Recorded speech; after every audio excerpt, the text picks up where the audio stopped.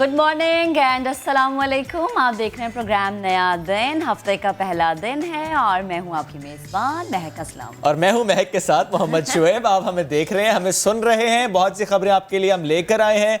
लेकिन क्यों ना सबसे पहले इलेक्शन की बात करें, फिर बात करेंगे स्पोर्ट्स के मैदान की, क्योंकि जाहिर है अब तो एक मैच बाकी है। बट एनीवेज, जो मैच वहां पर हुआ यानी गिलगित बल्तिस्तान में हुआ, टीम्स ज्यादा थी, जीत कौन रहा है, कौन आ गया, बिकॉज अभी गैर सरकारी गैर हतमी नताइज आने का सिलसिला जारी है। लेकिन इस वक्त सोशल मीडिया पर डिस्कशन हो रही है, कहा जा रहा है कि बल्ले की हो गई है बल्ले बल्ले। ये भी कहा जा रहा है कि लगता ये है कि मरियम नवाज और बिलावल भुट्टो आए थे पहाड़ों पर घूमने फिरने, अच्छे से माहौल में आए थे मिलने, चाय पीने, एंजॉय करने। मालूम था उनको कि शायद यही होगा। अब वो भले कहते रहे कि धांधली होगी, भले कहते रहे कि नहीं जी ये तो रिजल्ट सही नहीं है, लेकिन जो हालात थे, जो सर्विस थे, वो हमने आपको पहले ही बता दिए थे। नहीं, लास्ट वीक फ्राइडे को जो सर्विस थे उससे मुतालिक हम बता चुके थे आपको कि क्या होने जा रहा है। गिलगित बल्तिस्तान में कुछ ऐसा ही हुआ है। बट एक सीट जिससे मुतालिक पीएमएलएन क्लेम करती आई थी कि वो तो हम ले ही लेंगे, वो तो हम निकाल ही लेंगे, खैर से वहां से भी हार गए हैं। अच्छा, वहां से भी हार, उस सीट पर तो हार गए। एक सीट मिली है सर। अभी 2 मिल चुकी हैं, लेकिन जिस सीट पर क्लेम था उनका वो और हमने देखा कि कल एक जगह से मुस्लिम लीग नून के जो कैंडिडेट थे उन्हें सिर्फ एक वोट मिला। आपने वो वाली न्यूज़ देखी थी कि उन्हें सिर्फ एक वोट मिला है। वोट नहीं है, वोट को इज्जत दो। वो गाना चलाते रहे वहां पे, तो वोट को इज्जत मिली है जनाब। गिलगित बल्तिस्तान में मौसम सर्द था, लेकिन इंतखाबात का जो माहौल था इंतहाई गर्म था। और अच्छी बात ये थी कि खवातीन वोटर्स बहुत ज्यादा एग्जैक्टली कुछ जगहों पे तो महज 3 घंटे पहले ही वोट जो है ना वो मुकम्मल कास्ट हो गए थे। लेकिन अभी इससे पहले जो वीडियोस दिखा रहे थे, आप देखें कि कितना सर्द मौसम, बर्फबारी हो रही है। सख्त और सर्द मौसम में भी लोग निकले, उन्होंने वोट कास्ट किया, हक राय का इस्तेमाल किया। और गैर हतमी और गैर सरकारी नताइज आने का सिलसिला जारी है। जैसे से आ रहे हैं, समाज अपने नाज़रीन को भी बता रहे थे, तहरीक इंसाफ को 23 में से 9 हल्कों पर जीत मिल गई है और पीपल्स पार्टी 3 और नून लीग की 2 हल्कों में बढ़तरी अभी तक हासिल है।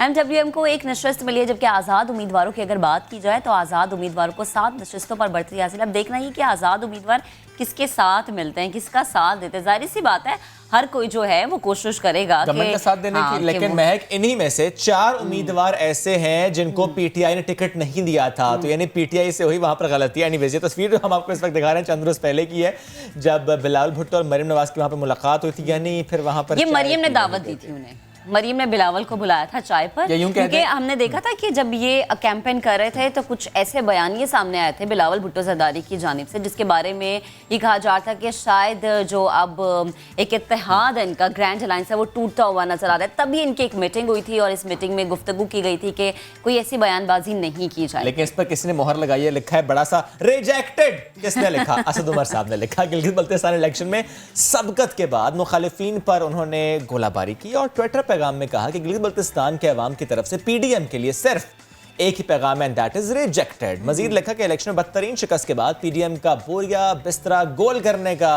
और बयानियां दफनाने के लिए वॉलंटियर्स दरकार हैं। जो करना चाहता है काम वो राबता कर सकता है। खैर, एक मिनट में पैसे जाया नहीं होंगे, इतने कारकुनान को लेकर जाना, वहां पर इतनी कंपेन करना।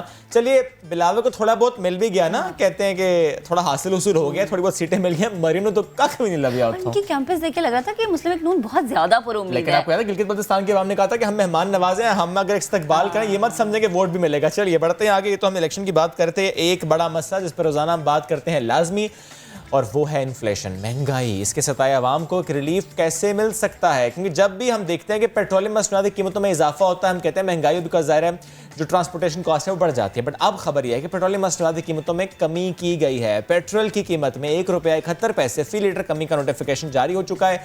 रात 12 बजे से उसका इतलाक हो गया है। अवाम के लिए अच्छी खबर है ना? थोड़ा ज्यादा कर देना, तो 3-4 रुपए गिराए ना यार। आपकी ख्वाहिश अल्लाह करे पूरी हो जाए।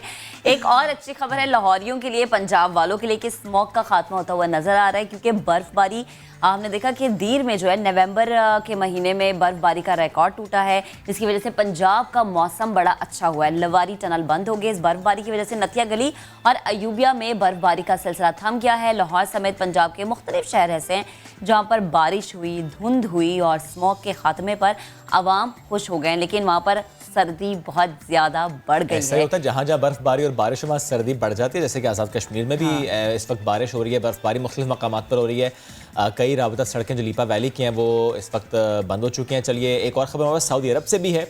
जो भी कुदरती माहौल को नुकसान पहुँचाएगा, यानी वो दरख्त काटेगा तो उसको सख्त सज़ा मिलेगी, और ये सज़ा ज़्यादा से ज़्यादा 10 बरस कैद और 3 करोड़ सऊदी रियाल हो सकते हैं। ये तो बड़ी अच्छी खबर है, क्योंकि ज़ाहिर है हमें अपने इस माहौल को प्रोटेक्ट करना चाहिए। एक खबर हमारे पास फ़लस्तीन से भी है, और वो खबर बड़ी अच्छी है कि कोविड-19 के इस दौर में एक ऐसा सैनिटाइज़र बनाया गया, एक ऐसी सैनिटाइज़र मशीन बनाई गई है जो बड़ी जल्दी सिर्फ 3 सेकंड में कारखाना हो, स्कूल हो, अवामी मकामात हो, इनको बिल्कुल कोविड से पाक कर देती है। चले जी, ये तो बड़ी अच्छी खबर आ गई। और 3 सेकंड्स का सिर्फ वक्त है। खैर, अगर हम थोड़े से खेल के मैदान वहाँ भी सेकंड्स में हो गया कल कुछ। सेकंड्स में। अच्छा, मैं जब मैच देख रही थी और जो भी हम खबर अपने नाज़रीन को देंगे शाहिद खान आफरीदी से मुतालिक, तो मैं हैरान थी कि यार ये क्या हुआ है? आपने 1 सेकंड के लिए चाय का कप उठा के इधर रखा और देखा कि शाहिद आफरीदी तो चले गए। तभी कहा गया लाला जी माफ करना, आउट मारे से हो गए हैं आप। लाहौर कलंदर्स ने मुल्तान सुल्तान्स को 25 रन से शिकस्त दी और पहली बार पीएसएल के फाइनल के लिए क्वालिफाई कर लिया। फाइनल में मंगल को कराची किंग्स से मुकाबला होगा लाहौर कलंदर्स का। हारिस रऊफ ने, जिसकी मैं बात करी थी, तो हारिस रऊफ ने शानदार तरीके से लाला यानी शाहिद खान आफरीदी को आउट किया और फिर मुआफ़ी भी मांगी। और मुझे लगता है कि जो लाहौर कलंदर्स हैं उनकी खुशी इसलिए भी दी नहीं है फवाद राना साहब की खुशी देखिए, चेहरे पे मुस्कुराहट देखिए, इत्मीनान और खुशी देखिए, चमक देखिए। पहली बार पहुंचे हैं फाइनल में। जरा सुनिए वो क्या कह रहे हैं। बात है। अच्छा, वैसे माहौल तो बन गया है महक। अच्छा, बहुत सारे लोग ये चाह भी रहे थे कि लाहौर और कराची का फाइनल हो, ये हम फाइनल देखें, चूंकि वो अवाम स्टेडियम में तो नहीं जा सकते, घरों में बैठ के, और जहाँ जहाँ स्क्रीन्स लगेंगी, अल्लाह करे कि जीते वो जिसकी ख्वाहिश में। तो क्या जीतेगा? बिरयानी जीतेगी या के पुलाव? लेट्स सी क्या होता है जनाब। हलीम जीतती है या वहां पर पाए जीत जाते हैं। आप देखते हैं कौन क्या खा कर आया। लेकिन जीत जिसकी भी हो, जीत पाकिस्तान की। अच्छा चलिए, हैप्पी बर्थडे किसकी आज? हैप्पी बर्थडे है शोएब मलिक की अहलिया भारतीय टेनिस स्टार सानिया मिर्जा की। 34 बरस की वो हो गई हैं। कल उनकी बर्थडे थी, शोहर के हमरा उन्होंने वो मनाई है, कराची में मनाई है जनाब बर्थडे। वाओ, उन्होंने सोचा भी नहीं होगा कि 34 साल जो वो अपनी सालगिरह वो कराची में मनाएंगे, और ये उनके बर्थडे मनाने के मनासिब भी हम अपने नाज़रीन को दिखा रहे हैं। और एक और ख़बर ये भी है कि बरतानिया में आलमी शहरत याफ्ता पाकिस्तानी निजात बरतानवी बॉक्सर आमिर खान की कार मोटरवे पर हादसे का शिकार हो गई। आमिर खान फैमिली के हमरा सफ़र कर रहे थे। धुंध के सबब आमिर खान की कार साइड बैरियर से टकरा गई और वो और उनकी अहलिया जो है और जिनके बच्चे हैं वो महफूज हैं। उन्होंने पैगाम दिया है। ये उनकी जो गाड़ी को हादसा पेश आया उसके हम मनासिर भी दिखा रहे हैं। But anyways we all should drive safe, because ज़ाहिर है मुख्तलिफ इलाकों में, मुख्तलिफ शहरों, मुख्तलिफ मुल्कों में धुंध होती है, स्मॉग इसलिए कह दिया जाता है ना मोटरवे इंतजामी की जानिब से कि हद निगाह सफ़र है तो आप सफ़र ना करें, वरना आपकी जान पे बनाएगी। और भी बहुत सारी चीज़ें जान पे बन रही हैं, वो ये है कि आप बेएहतियाती कर रहे हैं और आपकी बेहतियाती बहुत सारे लोगों को मुश्किल में डाल रही है। अवाम कश्मा कतार है कि क्या होगा, आने वाला वक्त उनके लिए क्या पैगाम लाएगा। 16 नवंबर का वक्त दिया जाता है कि 16 नवंबर को बहुत सारे अहम फैसले होने हैं, जिनमें से एक फैसला ये है कि आया तालीमी इदारे बंद होंगे या नहीं। वज़ीर तालीम शफ़क़त महमूद की ज़ेर सदारत इजलास 11 बजे होगा। ऑनलाइन क्लासेस के जरिए निसाब मुकम्मल कराने का मिशन भी हो सकता है। तालीमी इदारों में क्लासेस की टाइमिंग मज़ीद कम करने का इम्कान भी है। तो ये बहुत सारे सवाल है जो हमारे साथ साथ तमाम के जहनों में भी आ रहे हैं कि क्या होने वाला है। अंदर की खबर क्या है, क्या फैसला हो गया है और ऐलान होना बाकी है? अगर यही है सूरत हाल तो इस पर बात करेंगे। अरहम खान ने हमें ज्वाइन किया है। अरहम, डिटेल से बताइएगा कि ज़ाहिर इजलास आज होना है और इससे पहले कुछ खबरें आ रही थी कि एनसीओसी की तरफ से तजवीज़ दी गई है तालीमी इदारे बंद करने से मुताल्लिक। खबर क्या है? क्या तमाम वज़राए तालीम मुत्तफ़िक हैं? जी बिल्कुल शोएब, एनसीओसी का आज अहम इजलास होगा जिसमें जो तालीमी इदारे हैं कोरोना केसेस के बढ़ने के खत पेश नज़र अहम फैसले मुतवक्की हैं। एनसीओसी तो पहले ही सिफारिश कर चुका है कि चूँकि बच्चों की जो सेहत है वो पहली प्रायोरिटी है, तो जो स्कूल हैं वो बंद कर दिए जाएं सर्दियों की जल्दी और इजाफी छुट्टियां दे दी जाएं। लेकिन सवाल ये है कि अंदर की खबर क्या है कि आया आज जो फैसले होंगे उसमें स्कूल्स बंद कर दिए जाएंगे या नहीं। तो मुमकिना तौर पर आज जो है वो ये ऐलान मुतवक्के है कि स्कूल्स 1 से 1.5 या 2 माह के लिए बंद कर दिए जाएं। यानी सर्दियों की छुट्टियां जो होती थी वो पहले 2 हफ्तों के लिए होती थी, अब क्योंकि केसेस बहुत ज़्यादा आ रहे हैं, पाकिस्तान में दूसरी लहर आई है और बहुत शिद्दत के साथ दूसरी लहर आई है, है, तो मुमकिना तौर पर आज ये फैसला हो सकता है कि बच्चों को ठीक है, यानी यही अंदर की खबर है अरहम, के मुमकिना तौर पर स्कूल्स बंद होने की खबर आ सकती है, ऐलान हो सकता है। लेकिन अरहम मुझे बताइएगा कि गुज़श्ता रोज मुराद राज साहब वज़ीर तालीम पंजाब, उन्होंने ट्वीट की, उन्होंने कहा कि उनकी ज़ाती राय ये है कि तमाम स्कूल्स बंद नहीं होने चाहिए, तमाम तालीमी इदारे बंद नहीं होने चाहिए। माइक्रो स्मार्ट लॉकडाउन के वो हामी थे। ये उनकी ट्वीट है, ये उनकी ज़ाती राय भी है। लेकिन अगर ये ज़ाती राय है और इससे मुतालिक उन्होंने कहा है NCOC में कहेंगे, तो क्या उनकी राय का एहतराम किया जाएगा? इसी तरह अगर वज़ीर तालीम सिंध की बात करें, दीगर वज़राए तालीम की बात करें, खबर क्या है, हर वज़ीर क्या राय रखता है?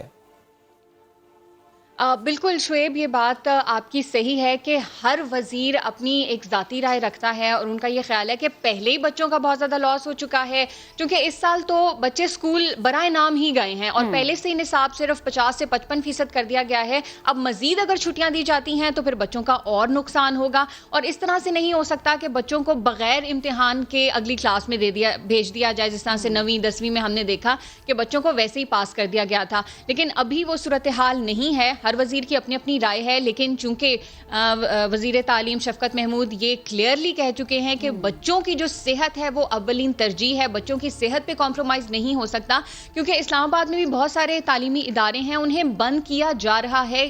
कोरोना केसेस आ रहे हैं कहीं। बिल्कुल अरहम, मैं यही चीज आपसे पूछने वाली थी कि हमने देखा कि गुज़श्ता पूरा जो हफ्ता था उसमें ज्यादातर रिपोर्ट यही थी, वो यही होगा कि बच्चों की जो सेहत है उसे पहली तरजीह रखा जाएगा और उसके बाद मुतफ़िक़ा तौर पर इक्लाहिया अमल बनाया जाएगा। ये भी हो सकता है शुएब, कई ऑप्शंस हैं ज़ेरे गौर, कि बच्चों को स्कूल बुला लिया जाए और उन्हें 1 हफ्ते या 2 हफ्ते का होमवर्क दे दिया जाए। इसके अलावा ये तो ज़ाहिर है अरहम, ये वहां पर होगा। अरहम 8 बजे से लेकर शाम 6 बजे तक चल रहा होता है। ऑनलाइन क्लासेस के जरिए जो है वो कोर्स मुकम्मल कराया जा सकता है, निसाब को मजीद श्रिंक किया जा सकता है। बहुत सारे ऑप्शंस जो हैं वो ज़ेरे गौर हैं। तो ये जिस तरह मुराद राज साहब के आपने ट्वीट का जिक्र किया, तो उनको मनाया भी जा सकता है मुतअद्दिद ऑप्शंस दे के। जो मैंने अभी बताया है कि ऑनलाइन क्लासेस वो पहले भी हो रही थी, तो हो भी सकता है कि अभी भी जो है वो ऑनलाइन क्लासेस के जरिए ही निसाब मुकम्मल कराया जाए। ये भी हो सकता है कि छुट्टियां देने से पहले बच्चों का एक इम्तिहान ले लिया जाए। तो बहुत सारे ऑप्शंस हैं, वो ज़ेरे गौर हैं और आज तफसील से बात होगी। लेकिन चूंकि केसेस ज्यादा आ रहे हैं और इससे नजरअंदाज मेरा ख्याल है कि कोई भी वजीर नहीं कर सकता, तो हमें भी 11 बजे तक का वेट करना है। बिल्कुल ठीक है, हम 11 बजे तक का इंतजार करते हैं। लेट्स सी डिसाइड क्या होता है और फिर ऐलान क्या होता है। ये बड़ा फैसला होगा, बिकॉज जाहिर है तमाम पेरेंट्स का एक कंसर्न है, वो ये जानना चाहते हैं कोरोना की इस दूसरी लहर में जबकि रोजाना की बुनियाद पर केसेस में इजाफा हो रहा है, तो क्या स्कूल्स बंद होने चाहिए, क्या तालीमी इदारे बंद होने चाहिए? बिकॉज हो तो रहे थे, जहां जहां केसेस रिपोर्ट हो रहे थे वो तालीमी इदारे बंद हो रहे थे, वो इस्लामाबाद हो, वो किसी और सूबे का कोई और शहर हो, तालीमी इदारे बंद तो हो रहे थे। लेकिन क्या एक मुतफ़िक़ा फैसला होगा, क्या नेशनल पॉलिसी होगी, क्या उसका इतलाक नेशन वाइड होगा? ये सवाल है। ऐसा ना हो कि इस्लामाबाद के स्कूल्स बंद हो, पंजाब के बंद हो, लेकिन सिंध के खुले हों। फिर ये ना हो कि कहीं के बच्चे सिलेबस कवर कर पाएं, करिकुलम कवर कर पाएं, कहीं के बच्चे पीछे रह जाएं। तो ये नेशनल पॉलिसी है और इसी से मुताल्लिक हम आगे चलकर ज़ाहिर आपसे खबरें शेयर करेंगे। सवाल यह है कि पंजाब में क्या होगा, क्या मुकम्मल लॉकडाउन होगा या कि नहीं होगा? इससे मुताल्लिक जब हम बात करते हैं मुख्तलिफ से और सवाल ये भी करते हैं कि तालीमी इदारे बंद होंगे या नहीं, तो फिरदौस आशिक अवान साहिबा ने प्रोग्राम नया दिन के लिए खुसूसी गुफ्तगू की और कहा कि हर चीज़ बंद करने से, यानी मुकम्मल लॉकडाउन करने से गुरेज किया जाएगा। जहां केसेस रिपोर्ट होंगे सिर्फ वो तालीमी इदारे बंद होंगे। ये इस वक्त उनका ऑफिशियल वर्जन है। लेट्स सी अभी ऐलान क्या होता है नेशनल लेवल पर। ये पंजाब का मौक़िफ़ है, माइक्रो स्मार्ट लॉकडाउन किया जाएगा। क्या उन्होंने मजीद इससे मुताल्लिक कहा, आपको सुनवाते हैं।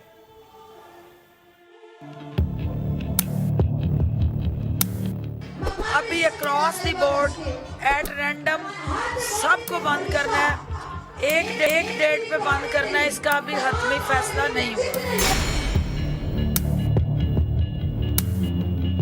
होने वाले इजलास में कुछ तय किए हैं। उन तरजीहात में एक TTQ का कॉन्सेप्ट जो पहले चल रहा था उसी को आगे बढ़ाने का फैसला हुआ है, जहां हम देखेंगे कि तादाद कोरोना 19 के केसेस की, कोविड-19 के बढ़ रही है। उन स्कूल्स को, कॉलेजेस को, उस इलाके की यूनिवर्सिटीज़ को बंद किया जाएगा। ये स्मार्ट माइक्रो लॉकडाउन की तरफ हम जाएंगे। पहले लॉकडाउन करें जहां केसेस केसेस ज़्यादा हैं, जहाँ केसेस कम हैं उनको अंडर ऑब्जर्वेशन रखें। हर चीज़ बंद करने से ग्रेज किया जाए ताकि लोगों का रोजगार चलता रहे, लोगों का कारोबार चलता रहे और उससे उनके घर का चूल्हा चलता रहे। तो फिरदौस साहिबा जैसे कहती है कि हर चीज़ करने से गुरेज किया जाए, लेकिन आवाम जो है बेएहतियाती से गुरेज क्यों नहीं कर रही? वो सोच रही है कि कोरोना तो है ही नहीं, क्योंकि मुल्क भर में शहरी SOPs की खिलाफ वर्जी करे। कराची, लाहौर, मुल्तान, फैसलाबाद, सक्खर, कोई भी शहर आप उठा लें, वहाँ पर मेजोरिटी ना तो मास्क पहन रही है, ना सोशल डिस्टेंस का ख्याल रख रही है। अगर हम बात कर लें सनती शहर फैसलाबाद की, तो गुज़श्ता रात देर तक दुकानें खुली रहीं।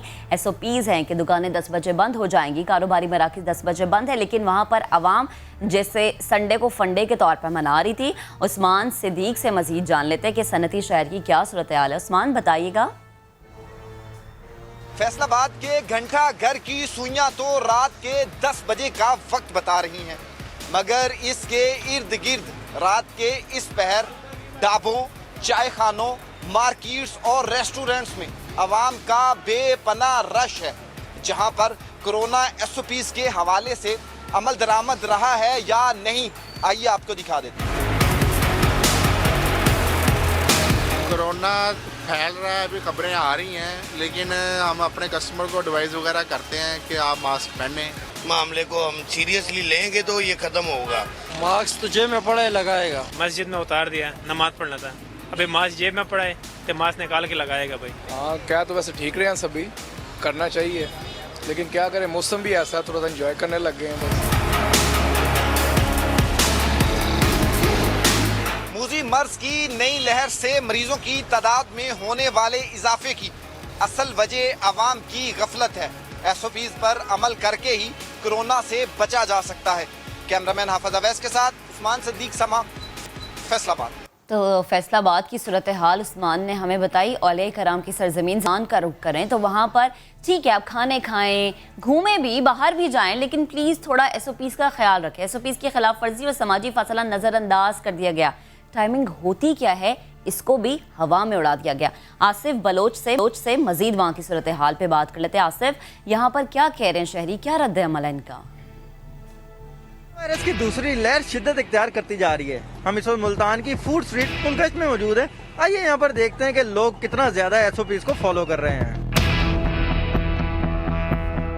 मैं अभी पूरे 7 माह मैं घर में ही रही हूँ, लेकिन अभी कुछ जरूरत की चीजें थी सर्दियों की, वो लेने के लिए निकले, अदरवाइज नहीं निकल रहे। और अपना एहतियात भी कर रही है अवाम, हम भी एहतियात कर रहे हैं दुकानदार, और अल्लाह का शुक्र है चले कुछ थोड़ा बहुत है कारोबार वो चल रहा है माशाल्लाह। दूसरी लहर आ चुकी है कोरोना वायरस की, इससे हमें खुद की एहतियात करनी पड़ेगी, ना कि मतलब हमें भी मोहतात रहना है और दूसरों को भी इस चीज़ से मोहतात रखनी चाहिए।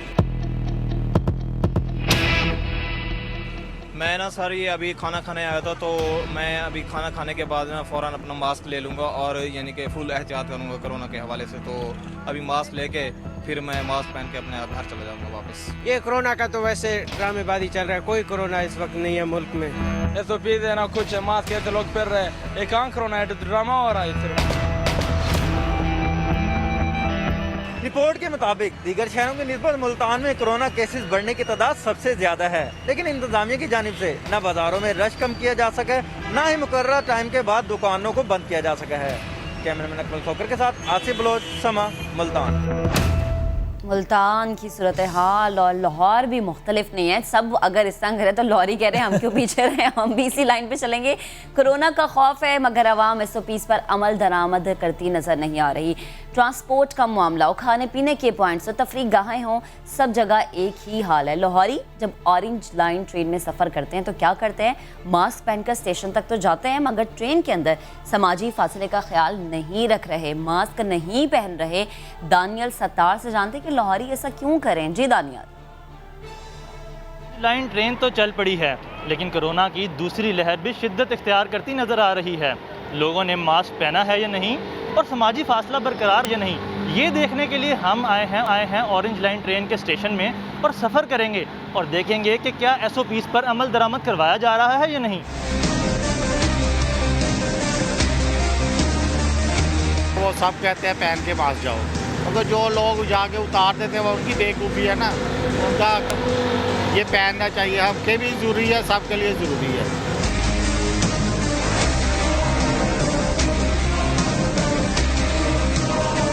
बिल्कुल समाजी फासला नहीं बरकरार रखा जा रहा और SOPs की धज्जियाँ पखेरी जा रही हैं और जहाँ भी देखा जाए लोग जुड़ के एक साथ बैठे हैं, ऊपर भी ऐसे ही है और अगर ट्रेन में देखा जाए ट्रेन में बिल्कुल ऐसे ही हो रहा है। जी जितना रश है इनको चाहिए फासले पे बैठना, लेकिन फासला नहीं लोग कर रहे, साथ साथ जुड़ के बैठ रहे हैं। लोगों को शौक है सैर करने का पर उन्हें चाहिए फासले में बैठना, लेकिन SOPs किसी ने अमल दरामद किया, किसी ने नहीं की। किसी ने मास्क पहना, जो मास्क पहनते भी हैं वो ट्रेन में जाके उतार देते हैं। ये यहाँ पे तो हम मास्क खरीद के जाते हैं, लेकिन यहाँ पे सिर्फ सिक्योरिटी गार्ड के पास से गुजरना होता है, फिर अंदर ना तो किसी ने पहना होता है, ना कोई सोशल डिस्टेंस है और ना कोई पूछता है, ना वापसी पे कोई पूछता है। जी तो नाजरीन, आपने देखा कि स्टेशन में अंदर जाते हुए इंतज़ामिया की हदायत पर लोग मास्क तो पहन लेते हैं, लेकिन ट्रेन में सफ़र करते हुए कई लोग मास्क उतार देते हैं और समाजी फासला बिल्कुल भी बरकरार नहीं रखते। इस तरह ये लोग कोरोना को अपने दर पर खुद दावत दे रहे हैं। कैमरामैन जिशान यूसुफ के साथ दानियाल सत्तार, समा, लाहौर। कोई एहतियात नहीं कर रहा, लेकिन एहतियात करवाएंगे। कहाँ करवाएंगे? जब अपने घर में शहनाई बजेगी, जब वहां पर मंगनी का फंक्शन होगा। कहाँ पर हो रहा है फंक्शन? जाहिर है बिलावल हाउस में होने जा रहा है। जो भी वहां पर आएगा वो पहले से बताएगा कि कोविड टेस्ट आया है उसका नेगेटिव। जलसे जुलूस हो, रैलियां हो तो हम कोरोना शरोना भूल जाते हैं, हम बसें भर कर लेकर जाते हैं, लेकिन यहां पर अपनी अपनी गाड़ी में जो भी आएगा भैया वो कोरोना टेस्ट करा कर आएगा। डिटेल से इस पर करेंगे बात ब्रेक के बाद।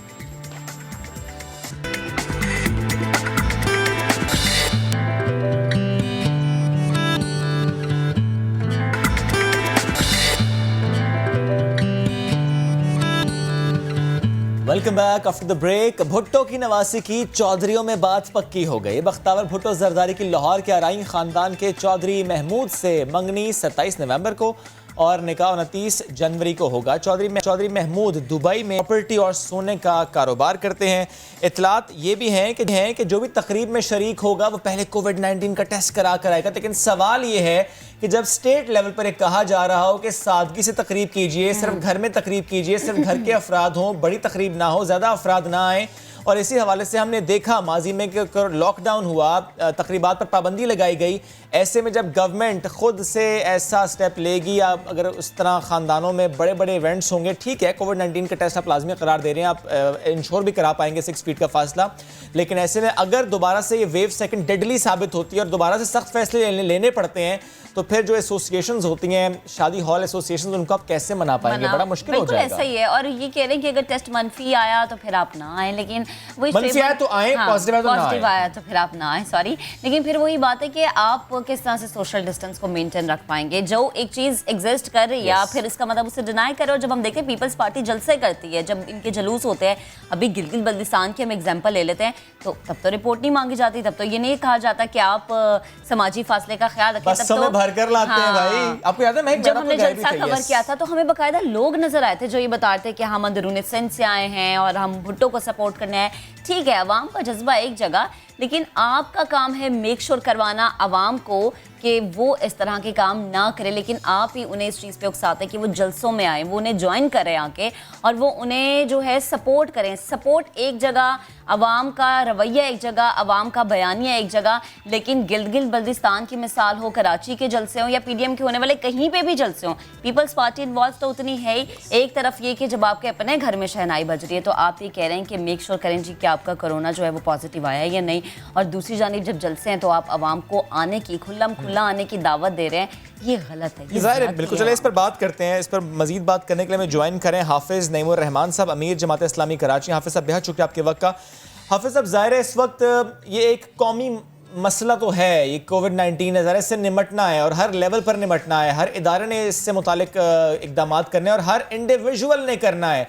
और जो स्टेट लेवल पर हैं, जो जिनकी हुकूमतें हैं, जो ऐवान में हैं, जिनको वोट मिला है, उन पर जिम्मेदारी थोड़ी ज़्यादा आयद होती है। ऐसे में जिस तरह के हालात में हम देख रहे हैं, कोरोना की सेकेंड वेव है, और ऐसे में जब एक ऐसी तकरीब की बात हो रही हो जिसमें फिर ज़ाहिर है बहुत ज़्यादा गेस्ट होंगे, ठीक है आप इंश्योर कर पाएंगे कि 6 फुट का फासला हो। कोविड-19 का टेस्ट भी आपको कहा जा रहा है कि आपने करवाना है और अगर नेगेटिव है तो ही आपने आना है।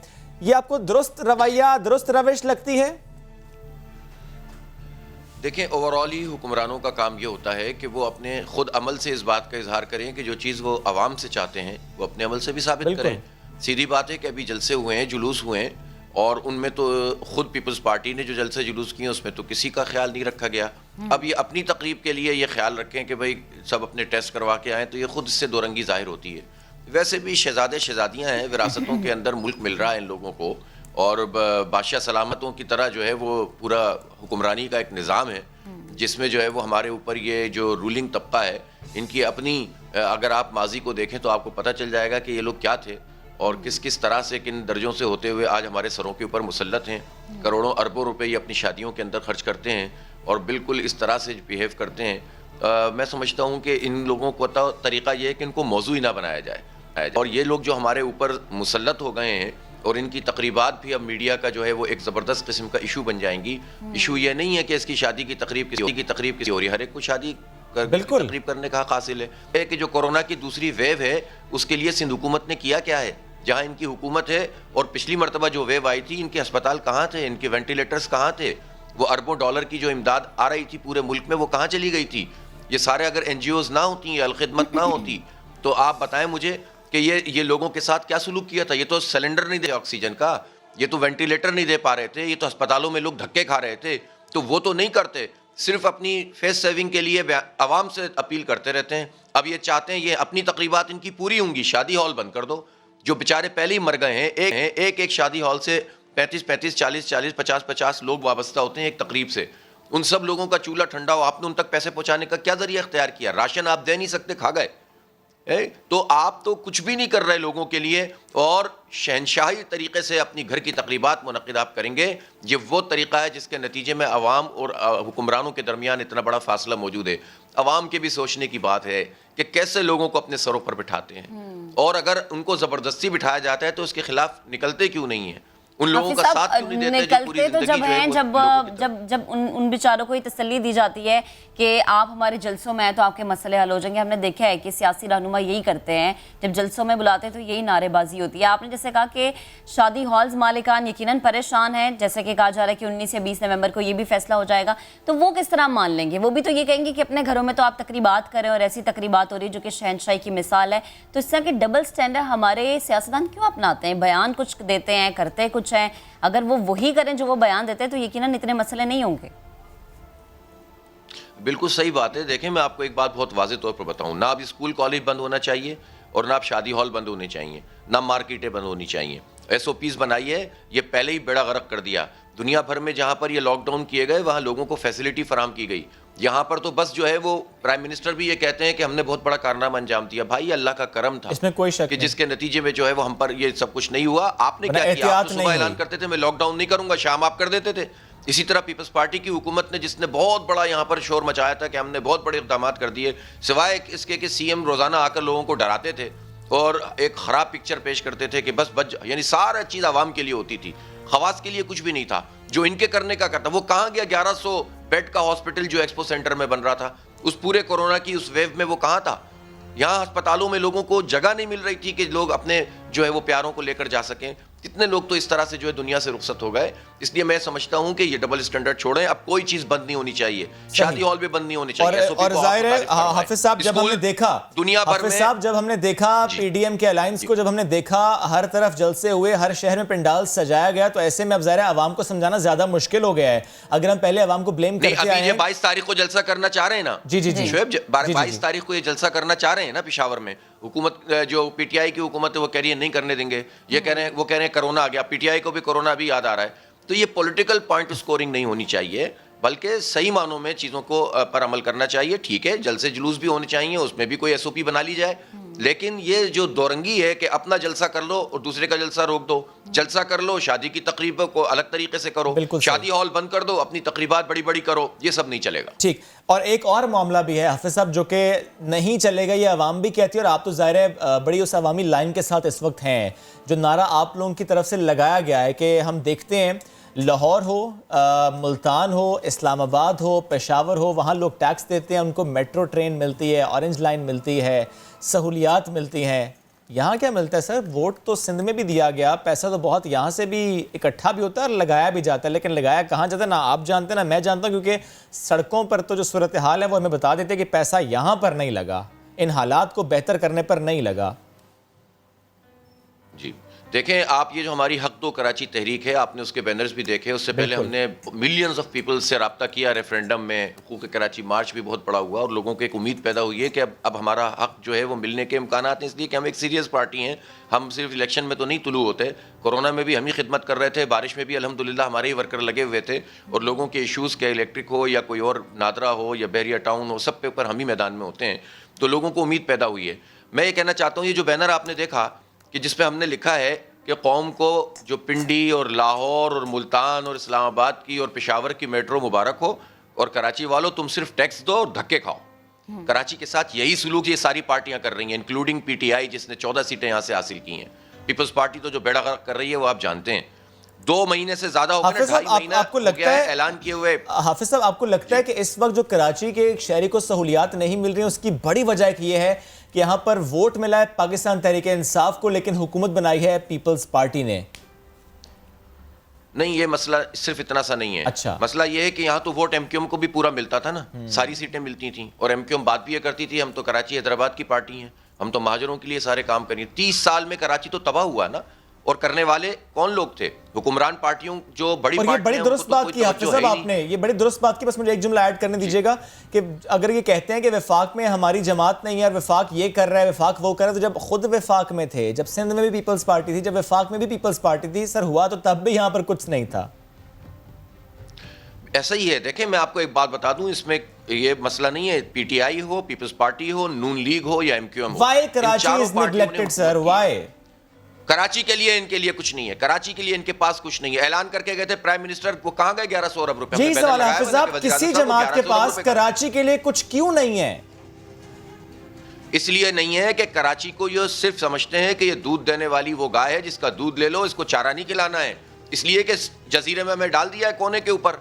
हम पर उन्होंने ऐसे लोग मुसल्लत कर दिए थे जिसने हमारी आवाज को नेशनल लेवल के ऊपर रोक दिया। कराची आवाज उठाता था, कराची सवाल करता था, कराची तहरीक चलाता था, पूरे मुल्क में तहरीक चलती थी। तो जो लोग ताले आजमा लोग हैं, जो आमरीत का जहन रखते हैं, चाहे वो जमहूरी हो चाहे मार्शल लॉ वाले, वो कराची को जागने नहीं देना चाहते हैं। कराची तो अभी भी जवाब मांग रहा है। वो 1100 अरब की जो आप बात कर रहे हैं उससे मुतालिक अभी भी कराची जो है वो जवाब तलब है। हम मनाजिर भी दिखा रहे हैं ना, ये जाली ट्रेन चला रहे हैं, हम ट्रांसपोर्ट भी मांग रहे हैं, हम तो चाह रहे हैं हाफिज साहब के हम वो मनाजिर भी दिखा रहे हैं कि जहाँ पे ट्रांसपोर्ट चलती, अगर चल ही जाती है तो उनका हाल क्या होता है, क्योंकि सड़कें, इंफ्रास्ट्रक्चर तो तबाह है कराची का। कमाऊ पूछ शहर कराची, और यहाँ का जो हाल है वो आंखों देखा है कि नहीं, जैसे ये रक्षा चलते चलते गिरा, बिल्कुल वैसे कराची का हर शहरी रोजाना गिरता है, वैसे कराची रोजाना डूबता है, हर लम्हे डूबता है। संभालने कोई नहीं आता, हाथ थामने कोई नहीं आता, दावे करने भी सब आते हैं, वोट मांगने भी सब आते हैं, लेकिन जब कराची की हालत सुधारने की बात होती है हाफिज साहब कोई नहीं आता। मुझे समझ नहीं आती, मैं इसलिए सवाल आपसे कर रहा हूँ क्योंकि ज़ाहिर है आपने बड़ा दुरुस्त कहा, नादरा का मामला आप लोगों ने आवाज़ उठाई है। अब जिस तरह के मामलात यानी जो वो अकाउंटिंग से मुतालिक बात होती है कि गिन तो लो सही तरह से कराची वालों को, फिर रिसोर्सेज तय होंगे, उस पर भी आपने बड़ी अच्छी है कि आपने आवाज़ उठाई है। लेकिन सर सवाल यह है, पाकिस्तान तहरीक इंसाफ हो, एमकेएम हो, पीपल्स पार्टी हो, क्या कराची में अगर ये काम करेंगे इनको फ़ायदा नहीं होगा? फायदा असल में ये यही देखते हैं, इमरान खान साहब हों या कोई पार्टी, कहते हैं हम पंजाब से नंबर पूरे कर लेंगे। पीपल्स पार्टी का मसला ये है कि सिंध के जागीरदारों और वडेरों की बुनियाद पर मकामी सिंधियों का इस्तेसाल करके नंबर हासिल कर लेते हैं। इसीलिए तो हम कहते हैं मैं सही गिन लो तो हमारी सीटें आधी हो जाएंगी कराची की, तो उसके ऊपर फिर हम देखेंगे कि जो कराची से वोट लेकर जाता है वो किस तरह हमारे सिंध असेंबली में इस बात को तो माना गया, सही से गिन लो हाफिज साहब, सही से गिन लो, ये बात तो आपकी मानी गई है। उस पर क्या अपडेट है सर, क्योंकि आपकी बात हुई थी सीएम साहब से भी? नहीं, अभी इन्होंने सीसीआई की मीटिंग में इनका देखें, पीपल्स पार्टी और पीटीआई का इसमें इत्तेहाद है इन दोनों बातों में। ये दोनों बल्दियाती इंतखाब नहीं कराना चाहते। इन्होंने दोनों ने जो है वो सीरियस एक्शन नहीं लिया। जब नून लीग के जमाने में जब सेंसस हुआ और उसमें कराची की आबादी आधी खाली गई, उस वक्त सिंध हुकूमत ने एतराज जरूर किया। अभी मैंने सीएम से जाकर हमने मुलाकात की, गवर्नर से मुलाकात की कि भाई आप इसको ठीक करवाएं, 1 हफ्ते के अंदर कराची की मरदमशुमारी हो सकती है। झूठ बोलते हैं, कहते हैं कि 1 साल लगेगा। जब सारा एक जो है हफ्ते वो के उसकी वसाइल working हैं मौजूद तो फिर आप अगर कहाँ से- अगर हाफिज साहब वो साल भी कहते हैं, जितना वक्त भी कहते हैं, ये जरूरी तो है, इसको नजरअंदाज तो नहीं किया जा सकता। Anyways, thank you so very much, साथ मौजूद थे आप। और बड़ी दुरुस्त बात है, जब भी हम कराची के मसाइल डिस्कशन करते हैं तो हमारी आखिर में एक ही जुमला हमें कहना पड़ता है कि सही से गिन लोगे तो फिर ही रिसोर्सेज एलोकेट होंगे, फिर ही मसाइल हल इसीलिए तो गिना नहीं जाता कि अगर सही से गिन लेंगे तो ज़्यादा इनको वसाइल देने पड़ेंगे। खैर, आगे थोड़ा सा बढ़ते हैं। मुसाफिर ट्रेन किस तरह चलाई जाती है, ट्रेन आखिर ताखीर का शिकार क्यों होती है, ड्राइवर को कितना मोहतात रहना पड़ता है, ये वो तमाम सवाल हैं जो कि हमारे साथ साथ आम शहरी के जहन में भी आते हैं। शयान सलीम के साथ इंजन केबिन में चलते हैं और देखते हैं कि वहाँ पर क्या सूरत हाल होती है, किस तरह से ये सब चीज़ों को मैनेज किया जाता है।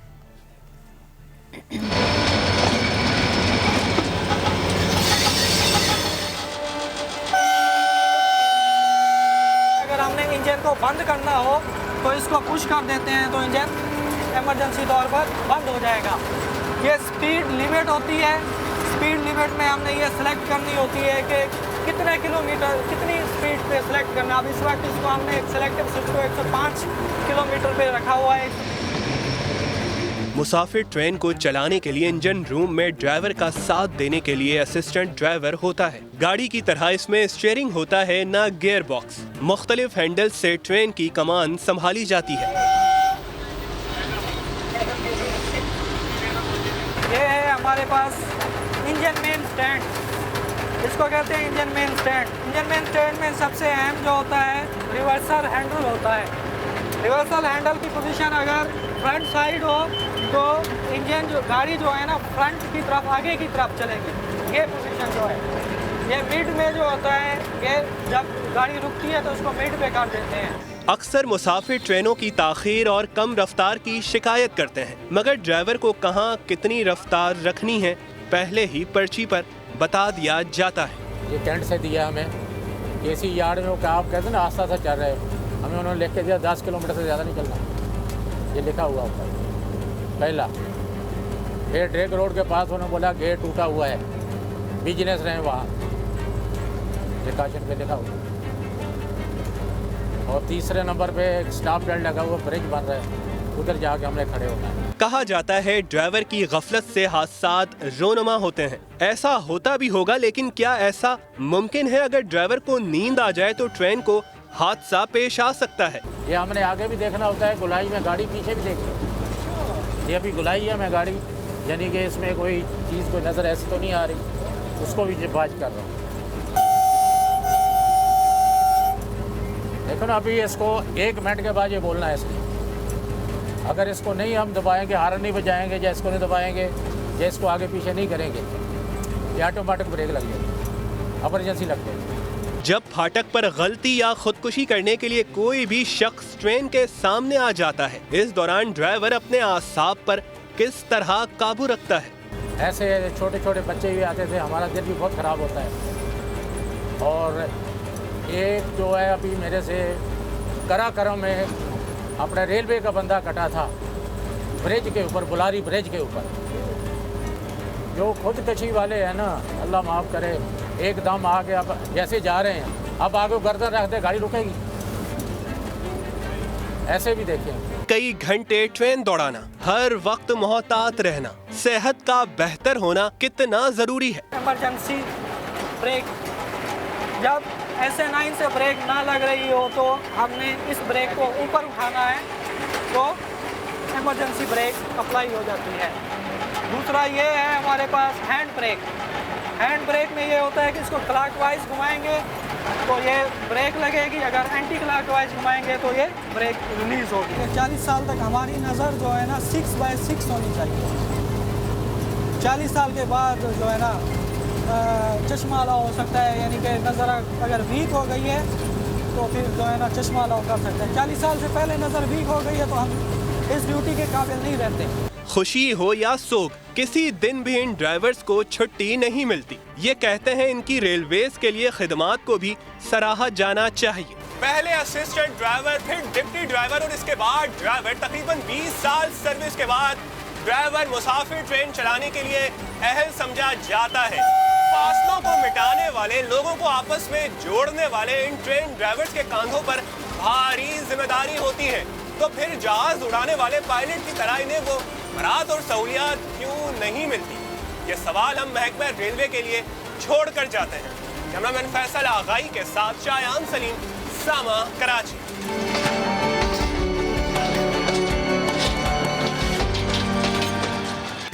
जी तो थोड़ा आगे बढ़ते हैं और आपको बताते हैं कि रुकन कौमी असम्बली तहरीक इंसाफ के रहनुमा डॉक्टर आमिर लियाकत हुसैन की हालत बिगड़ गई है।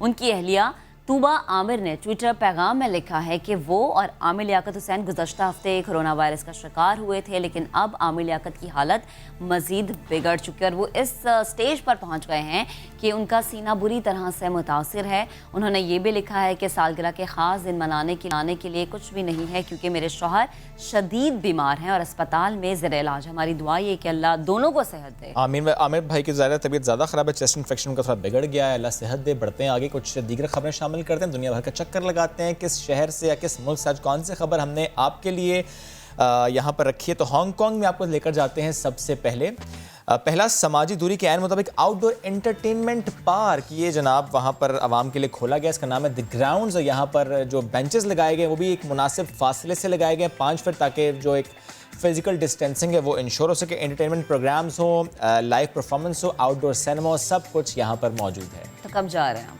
कल नहीं जा रहा। ठीक है, थोड़ा और आगे बढ़ते हैं और सऊदी अरब से खबर शामिल करेंगे। सऊदी शहर जद्दा में डॉक्टर्स की टीम ने एक मरीज की ज़िंदगी बचाई है।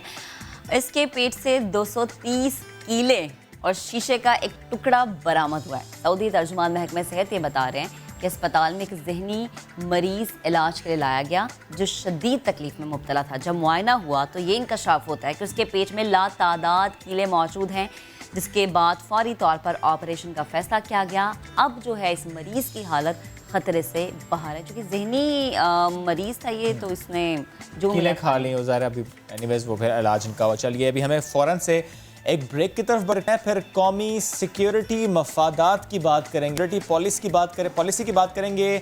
जो खत्ते में तब्दीलियाँ आई हैं, बल्कि जो इंतखाब दूर हुआ है, जो बाइडन साहब जो मुंतखब हैं उससे इस खत्ते पे क्या असर होंगे। और जो हमारा एक पड़ोसी है जो कि बड़ी शरारतें करता है, बड़ा बाज नहीं आता, मुक्के चिपेड़े खा के लाते हैं, घूसे खा के बाज नहीं आता, अब क्या कर रहे हैं और हम क्या कर रहे हैं, हम इस मामले को टैकल कैसे कर रहे हैं, इस पर बात करेंगे डॉक्टर मोईद यूसुफ साहब से ब्रेक के बाद। Stay with us.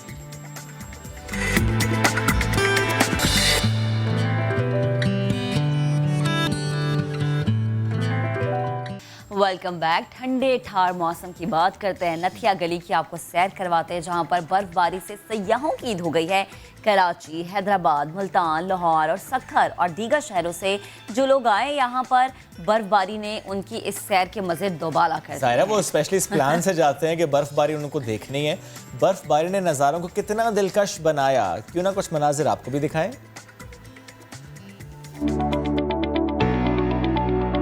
कराची से आए हैं और ये बर्फ़ हमें कराची में तो नसीब नहीं होती, जो मसला हमें इस वक्त नथिया गली में आ रहा है। जैसा कि आप लोग पीछे देख रहे होंगे, बर्फ़ की इस वक्त समझ एक तरीके से रेत जमा है, पूरा ग्रुप हमारा मौजूद है। और लाइक जिस तरह का ये स्नोफॉल है यहाँ पे, एक अलग ही वेदर जनरेट हुआ है और बहुत मज़ा आ रहा है हमें यहाँ पे ना। और बेस्ट है ये नथिया गली, आई थिंक सबसे बेस्ट। सवात मालम जब्बा तक जाने की नीड ही नहीं है। जी आज मेरी बर्थडे है और आज मेरी लाइफ की फर्स्ट टाइम स्नोफॉल हुई है और बहुत ही ज़्यादा इंजॉय हो रहा है। बहुत यहाँ पे अच्छा मौसम है।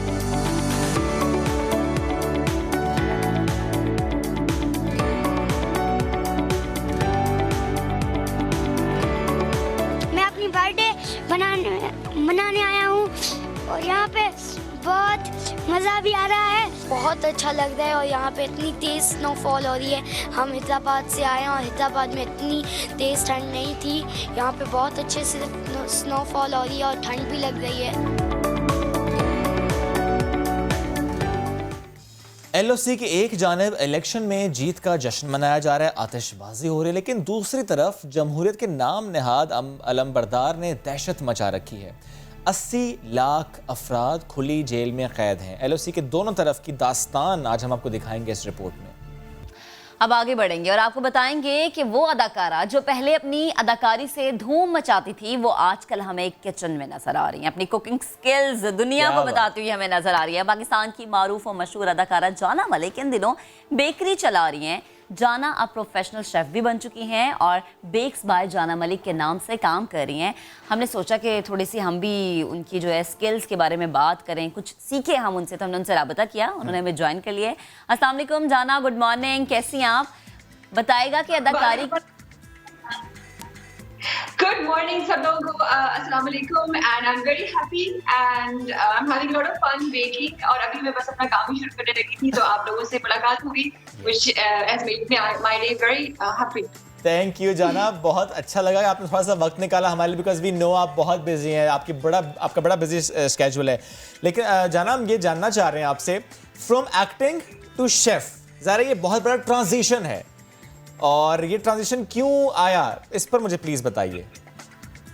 बचपन से शौक था और किचन में एक्सपेरिमेंट्स करने का बहुत शौक था और करती ही रहती थी, कुछ ना कुछ बनाती रहती थी एंड सब लोग तारीफें करते थे और मैंने सोचा कि तारीफें हो रही है तो I should explore this further and जब अम्मी से बात की इस चीज के बारे में तो she said that no you should get yourself properly educated in this.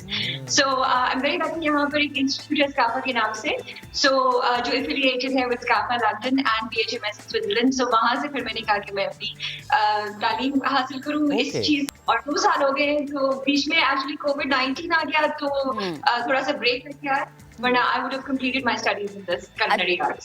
अच्छा जाना, ये बताएं कि जैसे आप कह रही हैं कि आपने अपनी अम्मा से भी डिस्कस किया, तो अम्मा के कोई टोटके वोटके इस्तेमाल करते हैं खाना पकाने में? क्योंकि अमूमन ये होता है हम खाना बना रहे हो, अम्मा कहती है नहीं थोड़ा सा ऐसे कर लो, ये कर लो, वो कर, कुछ ऐसा है आंटी की तरफ से कुछ एडिशन होती हैं चीजें? नहीं, बिल्कुल नहीं, अम्मा does not like going into the kitchen, मतलब किचन है तो बस है, but she doesn't like being in the kitchen. She makes very nice food. I think alhamdulillah I get this from my नानका side. Kashmiri है वो, तो बड़ा अच्छा खाना और खाने के बड़े शौकीन है। तो मतलब हमारी इवेंट होता है कि अच्छा अब हम इस इवेंट पे क्या खाएं, मतलब इस तरह से हमें शौक है ना, पूरी टाइप है।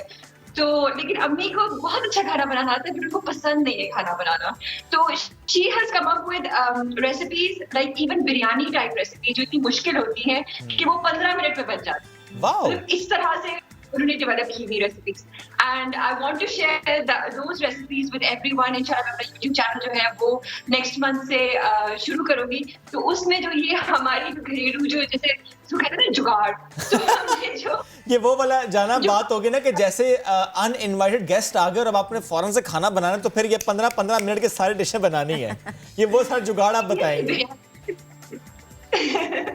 So I want to share all of that और इंशाल्लाह मुझे जो चैनल होगा YouTube का उस पे मैं डेफिनेटली सब लोगों के साथ शेयर करूंगी रेसिपीज भी, ideas, tips and tricks and of course जो मैंने कुछ सीखा है from SCAFA like cake decoration में और केक बेकिंग की जो साइंस है, that is very nice thing कि they help you develop a recipe. वो सिर्फ आपको ये नहीं बताते कि मैदा इतना डालना है, बटर इतना डालना है, that is it, they tell you why it is there, why we're putting butter not oil, why we're using certain ratios in that recipe, so that helps you develop your own, create your own taste and create your own recipes। तो वो जो सारा कुछ है ना, बहुत कुछ है मेरे पास शेयर करने को, तो वो मेरे इंशाल्लाह अपना जो YouTube चैनल है जबरदस्त, ये तो बड़ी जल्दी फिर आप सारी रेसिपीज ला रही हैं YouTube पे, that's very great to hear जाना। लेकिन मुझे ये बताएं कि हर शख्स की ना एक स्पेशल रेसिपी ये होती है, वो फॉर एग्जाम्पल आपने जिस तरह अपनी मदर की बात की कि बिरयानी 15 मिनट में वो कैसे बनाती है, तो आपकी कोई केक की भी स्पेशल रेसिपी है या कोई ब्राउनी की स्पेशल रेसिपी है, किसी पेस्ट्री की स्पेशल रेसिपी है कि ये बिल्कुल क्विक बनती है और ये क्विकली चट कर जाते हैं सारे? केक की है which is a chocolate cake that I make and it is one of my personal favorites as well. Okay. It's gooey, it's fudgy. Cake itself is very delicious. फिर मैं उसके अंदर जो बटर क्रीम की layering करती हूँ और फिर गनाश की लेयरिंग करती हूँ। हमेशा शुक्र है अल्लाह का, हमेशा तारीफें सुनने को मिलती है, हमेशा सबको ही बहुत। तो जाना कभी ऐसा हुआ कि कुछ ऐसा आपने बनाया हो कि तारीफ ना सुनने को मिली हो या बनाने में मुश्किल हो या क्लाइंट का कोई ऑर्डर हो वो पूरा ना हुआ हो? हाँ, वो नहीं, हम इक्लेयर्स जो खाते जो क्रीम रोल होते हैं, क्रीम रोल इक्लेयर और टोमेटो रोल्स जो होते हैं, वो जो होती है ना शू पेस्ट्री, मेरा फाइनल था स्काफा में और हमें वो बनानी पड़ेगी शू पेस्ट्री, लिटरली आंसू आ रहे थे। It is I don't know, I find it very difficult to make, वो बहुत आसान है, लेकिन वो कुछ चीजें होती है ना कि जो आपको रुला देती है, तो शू पेस्ट्री एंड क्रीम ब्रूले, ये 2 चीजें थी कि I found it very difficult to make, लेकिन बाकी सब everything, I know all the cuisines of the world, I know how to make savory, I know how to make desserts, I know how to make cakes, मतलब सब सीख लिया मैंने एकदम से नहीं 2 साल। वो शायद इसलिए, हाँ नहीं एकदम से, हम कहते हैं एकदम से सीख ले बिकॉज आपको शौक था पहले से। जाना मुझे ये भी बताएं कि जो ज़ाहिर है आपका एक्टिंग से आपने नाता तो तोड़ दिया, लेकिन ज़ाहिर है वो कांटेक्ट तो फिर भी रहते हैं, वो जो एक्टर्स हैं और वो जो सारा आपका एक कांटेक्ट होता है, सोशल कांटेक्ट होता है, वो तो रहता है। तो कितनी बार ऐसा होता है कि उनकी बर्थडे पार्टीज, एनिवर्सरीज, बर्थडेज, उनमें वो आपसे कहें कि जाना आपकी बेकरी का केक चाहिए? हमारे प्राइवेट चैनल है Okay. जिनकी सालगिरह थी, तो उनके लिए मैंने बहुत प्यारा एक रैपिडली डिफाइंड केक बनाया। फिर जुगन के 100 एपिसोड्स माशाल्लाह से कंप्लीट हुए उनके शो के, तो फिर उनके लिए मैंने केक बनाया। फिर मुझे एक और शो है, उनके एपिसोड्स कंप्लीट हुए थे, तो मैंने उनके लिए केक बनाया। So it's a lot of fun for me कि किसको नहीं दिल चाहता, तो मेरी तारीफें होती तो मैं खुश हो जाती। And I this for everyone। और हाँ, मेरे पास ये एडवांटेज है कि मुझे इस तरह के भी ऑर्डर्स मिल जाते हैं। बट एक बात मैं बताऊं कि I am like a one man army over here, because थोड़ा सा ओसीडी भी, थोड़ा सा मुझे वो है कि अच्छे से स्टाफ ट्रेन होना चाहिए और कैसे होगा और क्या होगा, एंड एक्सपेंशन करनी पड़ेगी। तो जब तक मेरी कंप्लीट नहीं हो जाती स्टडीज एक्सपेंशन के बारे में, मैं अभी थोड़ा अभी जाना आप अकेला कर रही हैं सब कुछ?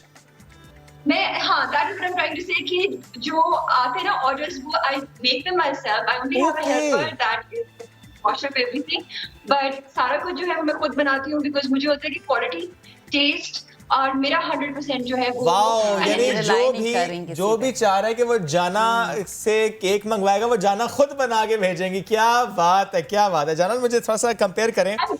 जी जी, केक्स आल्सो।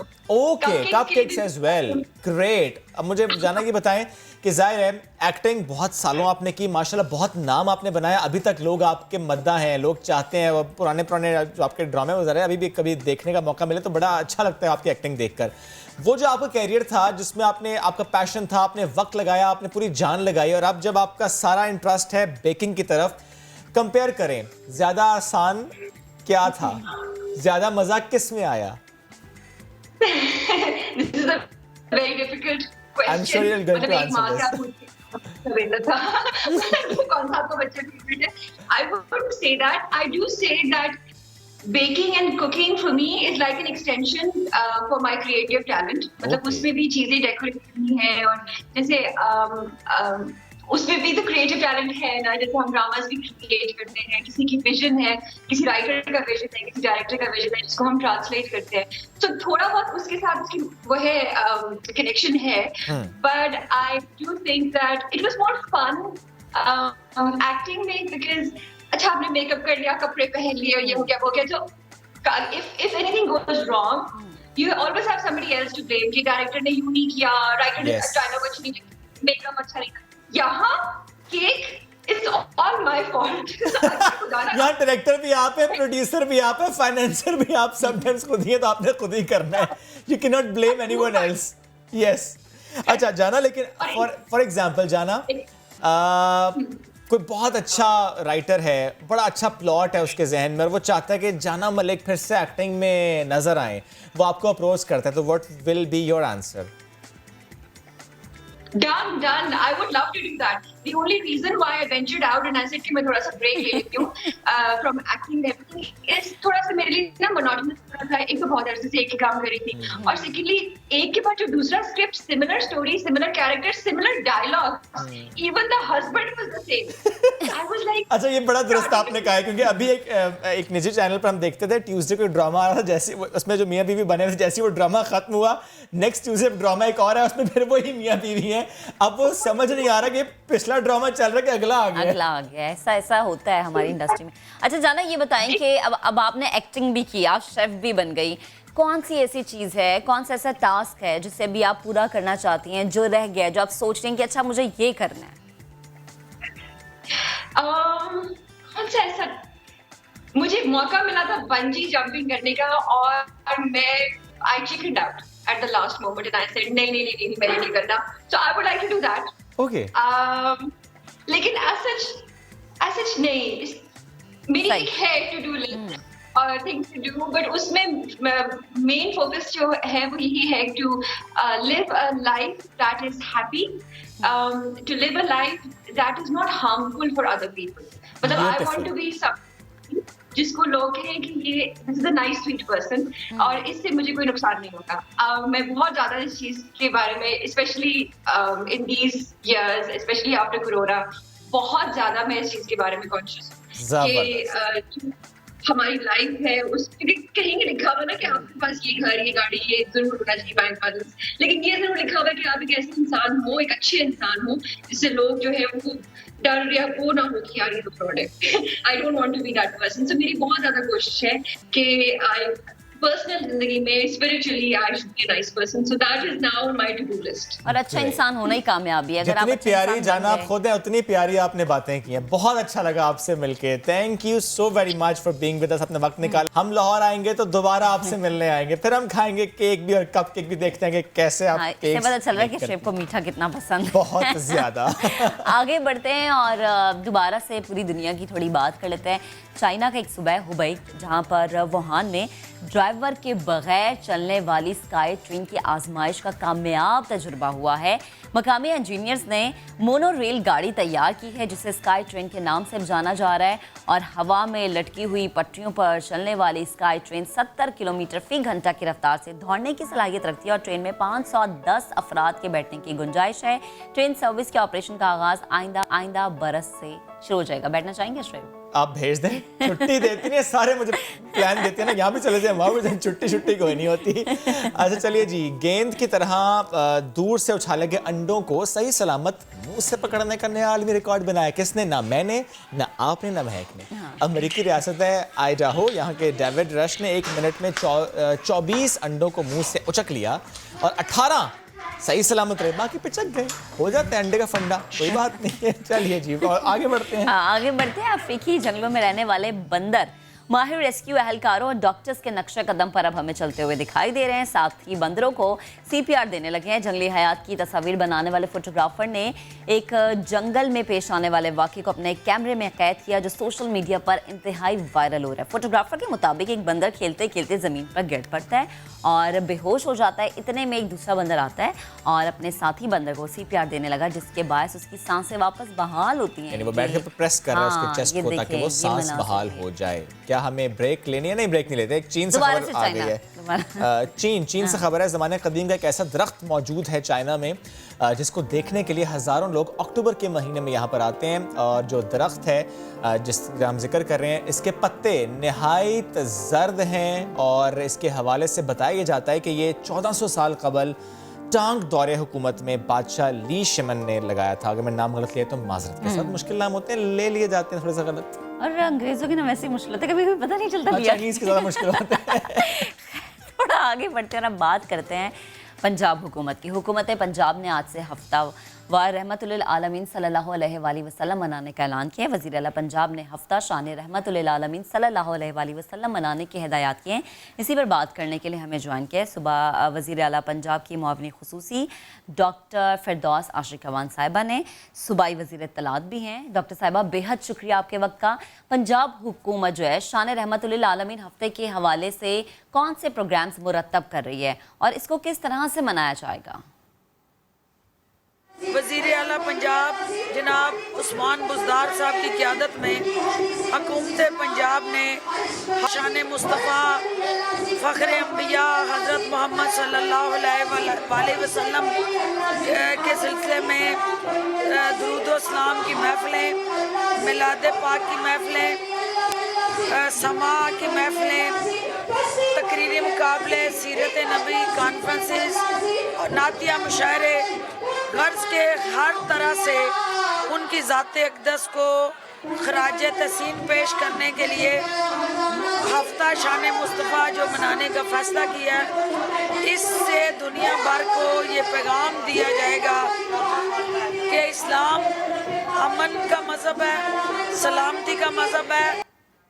बिल्कुल, इस्लाम अमन का मज़हब है डॉक्टर साहबा, और एक बड़ा मसला इस्लामोफोबिया है जिससे मुतालिक इमरान खान साहब कई बार बात भी कर चुके हैं। एक बड़ा चैलेंज डॉक्टर साहबा ये है कि मुस्लिम ममालिक को और उनकी लीडरशिप को इकट्ठा करना है। तौहीन रसालत के इस अहम तरीन इशू पर कैसे इकट्ठा किया जा सकता है, कैसी कोशिशें पाकिस्तान कर सकता है? देखिए, OIC एक ऐसा प्लेटफॉर्म है जिसके प्लेटफॉर्म से तमाम मुस्लिम उम्मा बैनुल-अक़वामी क़यादत को इंगेज करके ख़ुसूसन अक़वाम मुत्तहिदा को जो वज़ीर आज़म पाकिस्तान ने ये ऑप्शन दिया है, रिकमेंडेशंस दी हैं कि आप रेजोल्यूशन पास करें, एक ऐसा कानून बना दें कि तमाम अंबिया, तमाम आसमानी किताबों की हुर्मत को यकीनी बनाया जाए। और अगर इस हवाले से कोई भी शर्मपसंदी करता है, किसी की दिल आज़ारी करता है, तो बैनुल-अक़वामी फोरम से उसकी मजम्मत हो। बहुत शुक्रिया डॉक्टर फिरदौस आशिक अवान साहिबा साथ मौजूद थी आप। पंजाब में हफ्ता शान रसालत मनाया जा रहा है। ज़ाहिर है जब हम पहले भी 12 रबीउल अव्वल के बाद भी इमरान खान साहब ने इसी तरह के ऐलान किए थे और उसके बाद जिस हमने सवाल भी किया, ये बड़ा चैलेंज है कि दुनिया भर के तमाम मुस्लिम ममालिक इकट्ठे हों ताकि कोई शख्स, कोई स्टेट ये जुर्रत ना कर सके गुस्ताखी करने की, जैसे कि रीसेंट एक वाक़या फ्रांस में हुआ। एक ब्रेक लेते हैं, वापस आते हैं इसके पास।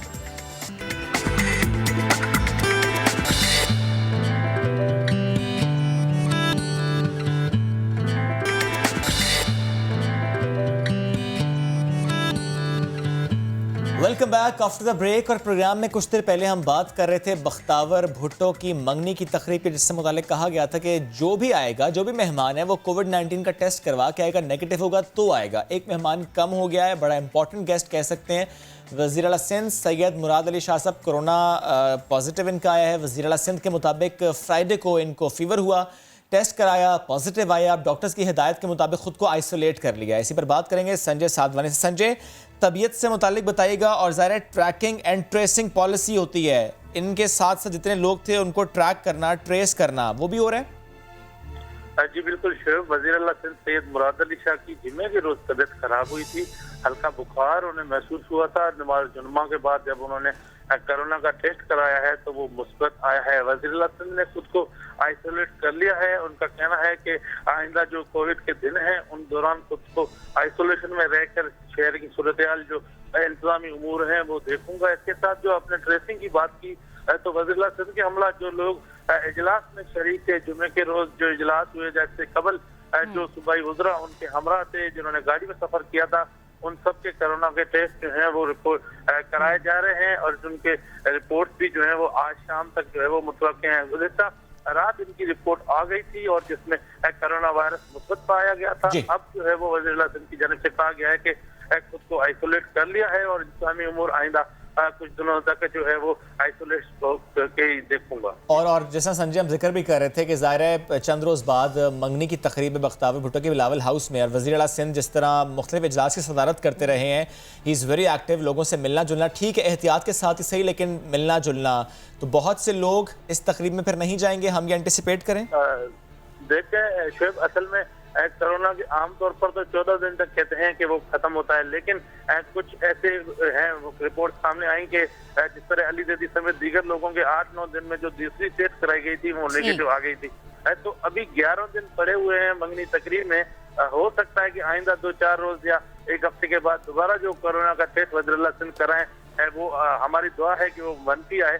तो ये हम पहले नहीं कह सकते कि आया वो शिरकत करेंगे या नहीं।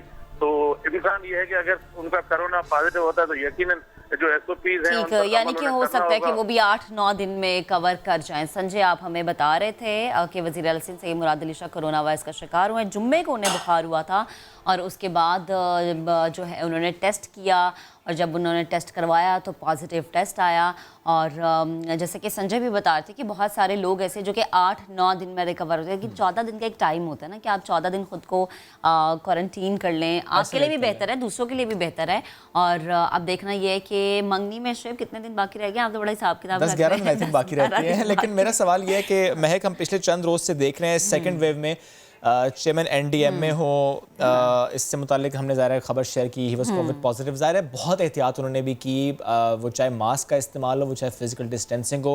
Same goes for CM Sindh साहब, ज़ाहिर उन्होंने एहतियात की। तो हम एहतियात के बावजूद देखिए कि कोरोना फैल रहा है, तो हमें मज़ीद एहतियात की ज़रूरत है क्योंकि हमारा जो हेल्थ सिस्टम है बर्दाश्त नहीं कर पाएगा। बढ़ते हैं आगे। तो ये भारत का घिनौना और असल चेहरा जो पाकिस्तान एक बार नहीं बल्कि बारहा दुनिया को दिखा चुका है, बता चुका है कि कश्मीर हो या पाकिस्तान हो, किस तरह से भारत दहशतगर्दी करता है, किस तरह से अफगानिस्तान की सरजमीन को इस्तेमाल किया जाता है कि पाकिस्तान में दहशतगर्दी फैलाई जाए। यही वो तमाम मामलात हैं जिसपे कभी कभी हम देखते हैं कि जब डोनाल्ड ट्रंप साहब अमेरिका के सदर थे तो उन्हें शाबाश मिलती थी, भारतीयों को शाबाश मिलती थी ऐसे काम करने पर। इसी पर बात करने के लिए मुआवनी खुसूसी बराए कौमी सलामती डॉक्टर मोईद यूसुफ हमें ज्वाइन कर चुके हैं। अस्सलाम वालेकुम वालेकुम मोहित, गुड मॉर्निंग। बेहद शुक्रिया वक्त देने का। जो बाइडन अमेरिका के सदर मुंतखब हो गए, क्या देखें हम, पाक अमेरिका जो ताल्लुकात है वो किस तरफ जाएंगे? क्या हमें स्ट्रेटेजिक स्पेस अब कोई मिलेगी? डू मोर का मुतालबा कुछ कम हो जाएगा?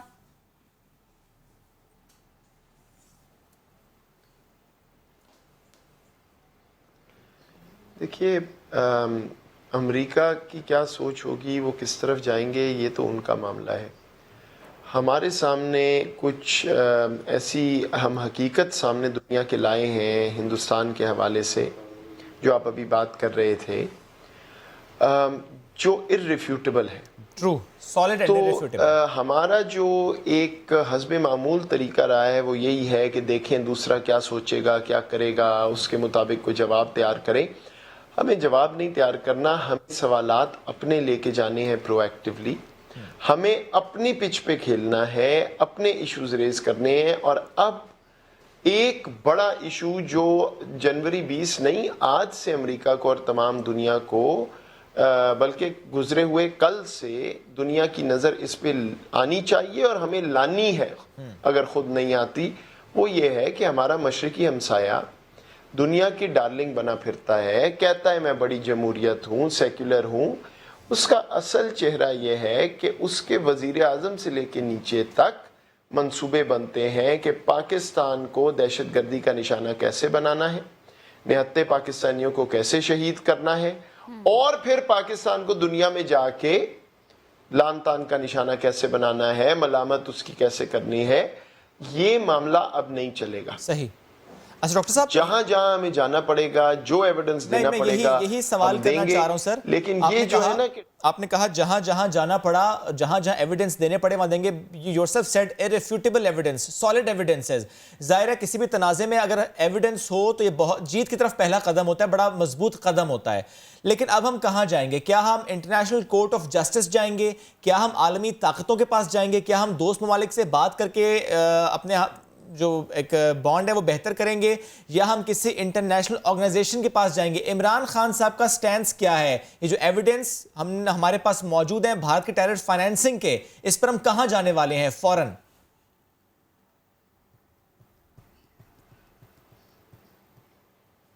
देखिए, हम हर उस जगह जाएंगे जहां पे पाकिस्तान के मौक़िफ़ को पजीराई मिलेगी, या उस एवेन्यू से भारत को वो अंजाम मिलेगा जो वो डिजर्व करता है। वो डिप्लोमेटिक है, वो लीगल है। सर, मेरा सवाल फिर भी इंटरनेशनल कोर्ट ऑफ जस्टिस से मुताल्लिक है।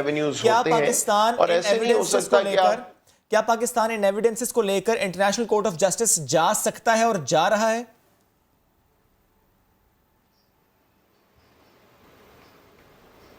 आप सवाल गलत पूछ रहे हैं, इसलिए उसका जवाब नहीं मिल सकता। मैं आपको एक्सप्लेन ये करना चाह रहा हूं कि मल्टीपल एवेन्यूज होते हैं। ऐसे नहीं हो सकता कि आज मैंने फैसला कर लिया जी मैं इंटरनेशनल कोर्ट ऑफ जस्टिस जा रहा हूं, लेट्स गो। उसकी ज्यूरिसडिक्शंस होती हैं, उसमें आपको सियासी एंगल देखना पड़ता है, फिर फैसला होता है कि भाई आईसीजे बेहतर है या अमेरिका से बात करना बेहतर है या कोई और लीगल फोरम बेहतर है। मैं आपको ये समझाना चाह रहा हूं कि there is a considered view in the Pakistani system कि हमने पीछे नहीं हटना। जहां जहां हम जा सकते हैं अपना केस लेके, जहां कानून अलाउ करता है, जहां डिप्लोमेसी के नॉर्म्स अलाउ करते हैं, वहां हम जाएंगे। लेकिन हिंदुस्तान का स्टेट स्पॉन्सर ऑफ टेररिज्म और जो रोग बिहेवियर है उस रियासत का, उसको हम दुनिया के सामने अब बेनकाब करके रहेंगे इंशाल्लाह। बिल्कुल मोहित, इंशाल्लाह। और वजीर आजम इमरान खान इस हवाले से 12 हर प्लेटफॉर्म पे आवाज़ उठा चुके हैं। मेरा सवाल ये है कि हमने देखा डोनाल्ड ट्रंप जो थे उनका बड़ा झुकाव था भारत की जानिब। पाक चीन दोस्ती की अगर हम बात करें तो हमारी बड़ी मिसाली, बड़ी ज़बरदस्त दोस्ती है। सी पैक का वो हिस्सा भी है, पाकिस्तान मरकज़ निगाह सी पैक की वजह से। तो जो बाइडन हमें नजर आएगा कि चाइना की वजह से हमसे थोड़ा दूर होगा और उसका भी झुकाव क्या भारत की तरफ ही होगा? भारत के लिए जो बाइडन के लिए भारत उतने ही डियर होंगे जितना हमने साबिक सदर ट्रंप के दौरे हुकूमत में देखा?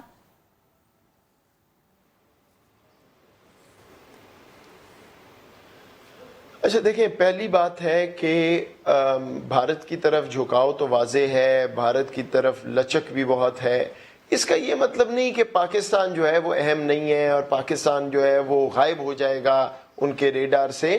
हमें अपने आप को साइकोलॉजिकली सिक्योर करना है। हम कोई छोटा मुल्क नहीं है, कोई जजीरा नहीं है किसी पैसिफिक ओशन का।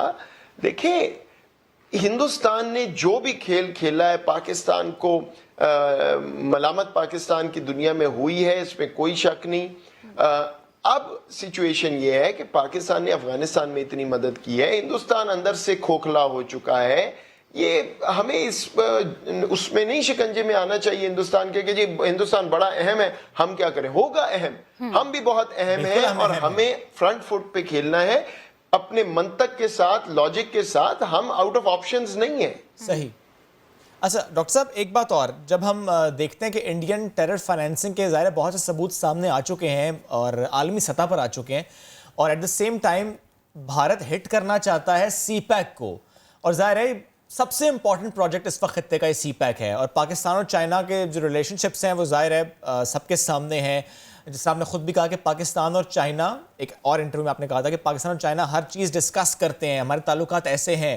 ये जो टेरर फाइनेंसिंग है इंडिया की, इस पर चाइनीज स्टैंस क्या है? ये मालूम तो चाइना को भी है। Terror financing of India in Pakistan, Chinese मौकफ क्या है इस पर?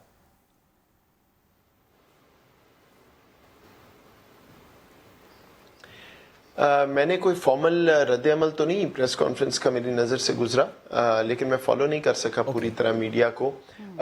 जो ओवरऑल रद्द-ए-अमल है वो पाकिस्तान और चीन एक सफ़े पे है, उसमें तो कोई डिबेट ही नहीं है जी। जब CPEC चीन और पाकिस्तान का फ्लैगशिप प्रोजेक्ट है और हिंदुस्तान आला तरीन सतह पे पैसे डाल के उसको ख़राब कर रहा है, अंडरमाइन कर रहा है, उसको टारगेट कर रहा है, तो जाहिर बात है उसमें तो बहस ही नहीं। अगर कोई चाहता है कि पाकिस्तान और चीन और करीब आते जाएं तो हिंदुस्तान का मंसूबा बड़ा अच्छा है। Thank you very much. सही है। अच्छा मोहित, एक और चीज़ ज़रा मुझे बताएं, जैसे हिंदुस्तान की साजिश और भी बड़ी बेनकाब हुई। वज़ीर-ए-आज़म इमरान खान जब भी किसी प्लेटफॉर्म पे खड़े होते हैं इस चीज़ को बार बार कहते हैं कि हम भारत को कहते हैं क्या है टेबल टॉक करें, लेकिन भारत हमेशा भागता हुआ नजर आता है।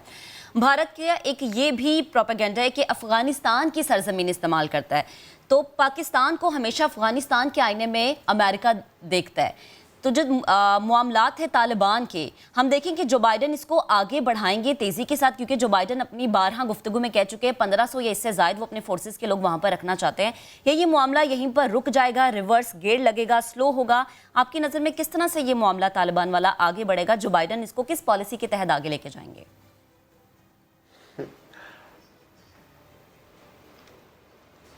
आप मेरे से तज्जिया करने का कह रही हैं, वो मेरी पुरानी ज़िंदगी थी, मैं वो नहीं करूँगा। देखिए, मैं आपको सिर्फ पाकिस्तानी पॉलिसी पोजीशन बता सकता हूँ, और वो ये है कि हम चाहते हैं कि एक रिस्पॉन्सिबल विड्रॉल हो अफगानिस्तान से, कोई नीजक रिएक्शन ना हो। अफगानिस्तान का जो इस वक्त प्रोसेस है, पॉलिटिकल प्रोसेस, उसको उसके हतमी अंजाम तक, लॉजिकल अंजाम तक पहुँचाना जो है वो तमाम दुनिया की जिम्मेदारी है। पाकिस्तान ने जितनी मेहनत, जितनी मदद इस चीज़ में की है, किसी और मुल्क ने की, हम करते रहेंगे, लेकिन दुनिया को अपना किरदार अदा करना है। और मुझे उम्मीद है कि तमाम मुमालिक बशमूल अमेरिका, जो कि सबसे अहम एक्टर है वहाँ पे, वो अब इस प्रोसेस को उसके हतमी अंजाम तक पहुँचाकर फिर मुकम्मल तौर पर एक रिस्पॉन्सिबल विड्रॉल वहाँ से। ठीक, coming back to Kashmir sir, एक जिस इंटरव्यू का मैं हवाला फिर देना चाह रहा हूँ कि आपने खुद कहा था उसमें कि Pakistan is ready for the plebiscite and let's hold plebiscites tomorrow. क्या ये पाकिस्तान का ऑफिशियल स्टैंड, और क्या हम रेडी हैं, हम कर सकते हैं कल प्लेबिसाइड, और ये हो सकता है, पॉसिबल है?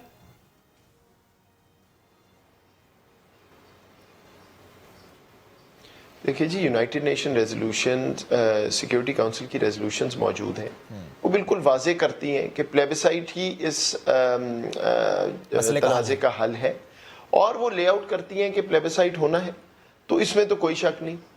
अब मतलब इसमें तो बहस ही कोई नहीं। लेकिन अगर एक रियासत दो में से अपने आप को shows pride in the fact कि वो कहती है जी मैं तो रोग स्टेट हूँ, मैं मानती नहीं, मैं तो यूनिलैटरल फैसले करती हूँ, मैं तो बैनुल अक़वामी कवानीन, कौन सा कानून, कौन सी रेजोल्यूशन, ये तो ख़त्म होगी रेजोल्यूशन। तो एक रोग स्टेट को जाहिर बात है वक्त लगेगा उसको ये समझाने में कि वो इसी दुनिया में रहता है और ये ऑप्शन नहीं है कि कहीं और चला जाए। बेचारे एक फैसला कर बैठे हैं, अब वो गले पड़ गया है, ना उगला जा रहा है ना निगला जा रहा है, तो ठीक है थोड़ा वक्त ले लें, एंड में तो इसी पे आएंगे, उनको रिवर्स भी करना पड़ेगा, वो सबको पता है। यही पूछना लेकिन डॉक्टर साहब, ये हमने देखा, बड़े अफसोस की बात है कि रोज वहां पे कश्मीरी शहीद हो रहे हैं, बिल्कुल आप दुरुस्त कह रहे हैं, रोज़ कश्मीरी वहाँ पर शहीद हो रहे हैं। अब आलमी बिरादरी भी देख रही है, इंटरनेशनल मीडिया भी देखता है जैसे स्टेप्स वहाँ पर इंडिया ने लिए हैं। और उसके साथ साथ सिर्फ पाकिस्तान के साथ तनाज़ात नहीं, चाइना के साथ मसाइल, नेपाल के साथ मसाइल और ममालिक के साथ भी उनके ताल्लुकात ख़राब। सर ये जो हम प्लेबिसाइड की बात करें, यूएन चार्टर की बात करें, क्योंकि ज़ाहिर बड़ा दुरुस्त आपने कहा कि ज़ाहिर ये होना है, ये हल है। अब इंडिया ना माने तो वो एक अलग बात है, लेकिन जो हालात बन चुके हैं, जिस तरह इस इशू को इस दौरे हुकूमत में उठाया गया है, आपको लगता है कि जल्द ऐसा फैसला हो सकता है, कश्मीर का मसला हल हो सकता है? आपको लग रहा है हालात को देखते हुए?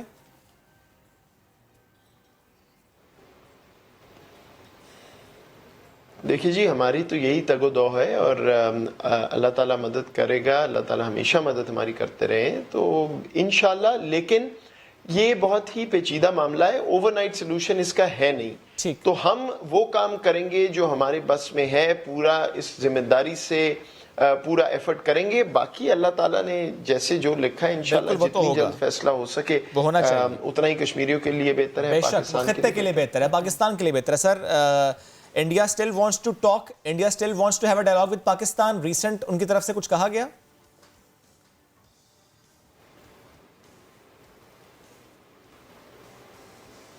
मेरे इल्म में नहीं है जी। ठीक, thank you so very much sir, साथ मौजूद थे आप। जो इस वक्त मामलात हैं, ज़रा दो अहम गुफ्तगू करने की कोशिश कर रहे थे, एक कश्मीर का मसला और दूसरा जो बाइडन साहब सदर मुंतखब हुए उसके बाद पॉलिसी क्या शिफ्ट होगी इस खत्ते में, क्या असरात उसके होंगे, इस पर आज हम बात कर रहे हैं। आगे बढ़ते हैं और बात करेंगे पाकिस्तान टेलीविजन के ड्रामा सीरियल धुआं में अपनी गुलकारी से शोहरत पाने वाले फैसलाबाद के फनकार फैयाज परवाना, जो कि इस वक्त तंगदस्ती की ज़िंदगी गुजार है। उनका गुजर बसर इंतहाई मुश्किल है। आपको दिखाते हैं रिपोर्ट कि किस तरह से वो अपनी ज़िंदगी के दिन गुजार रहे हैं। अखियां सोनिया अखियां असा प्यार विच लस्ताने चखियां ते जागी उते। पीटीवी ड्रामा धुआं में अपनी गुलकारी से लोगों के दिलों में घर करने वाले फैसलाबाद की तहसील समुंदरी के फनकार फयाज अहमद परवाना को अब अपना घर चलाना दुश्वार हो गया है।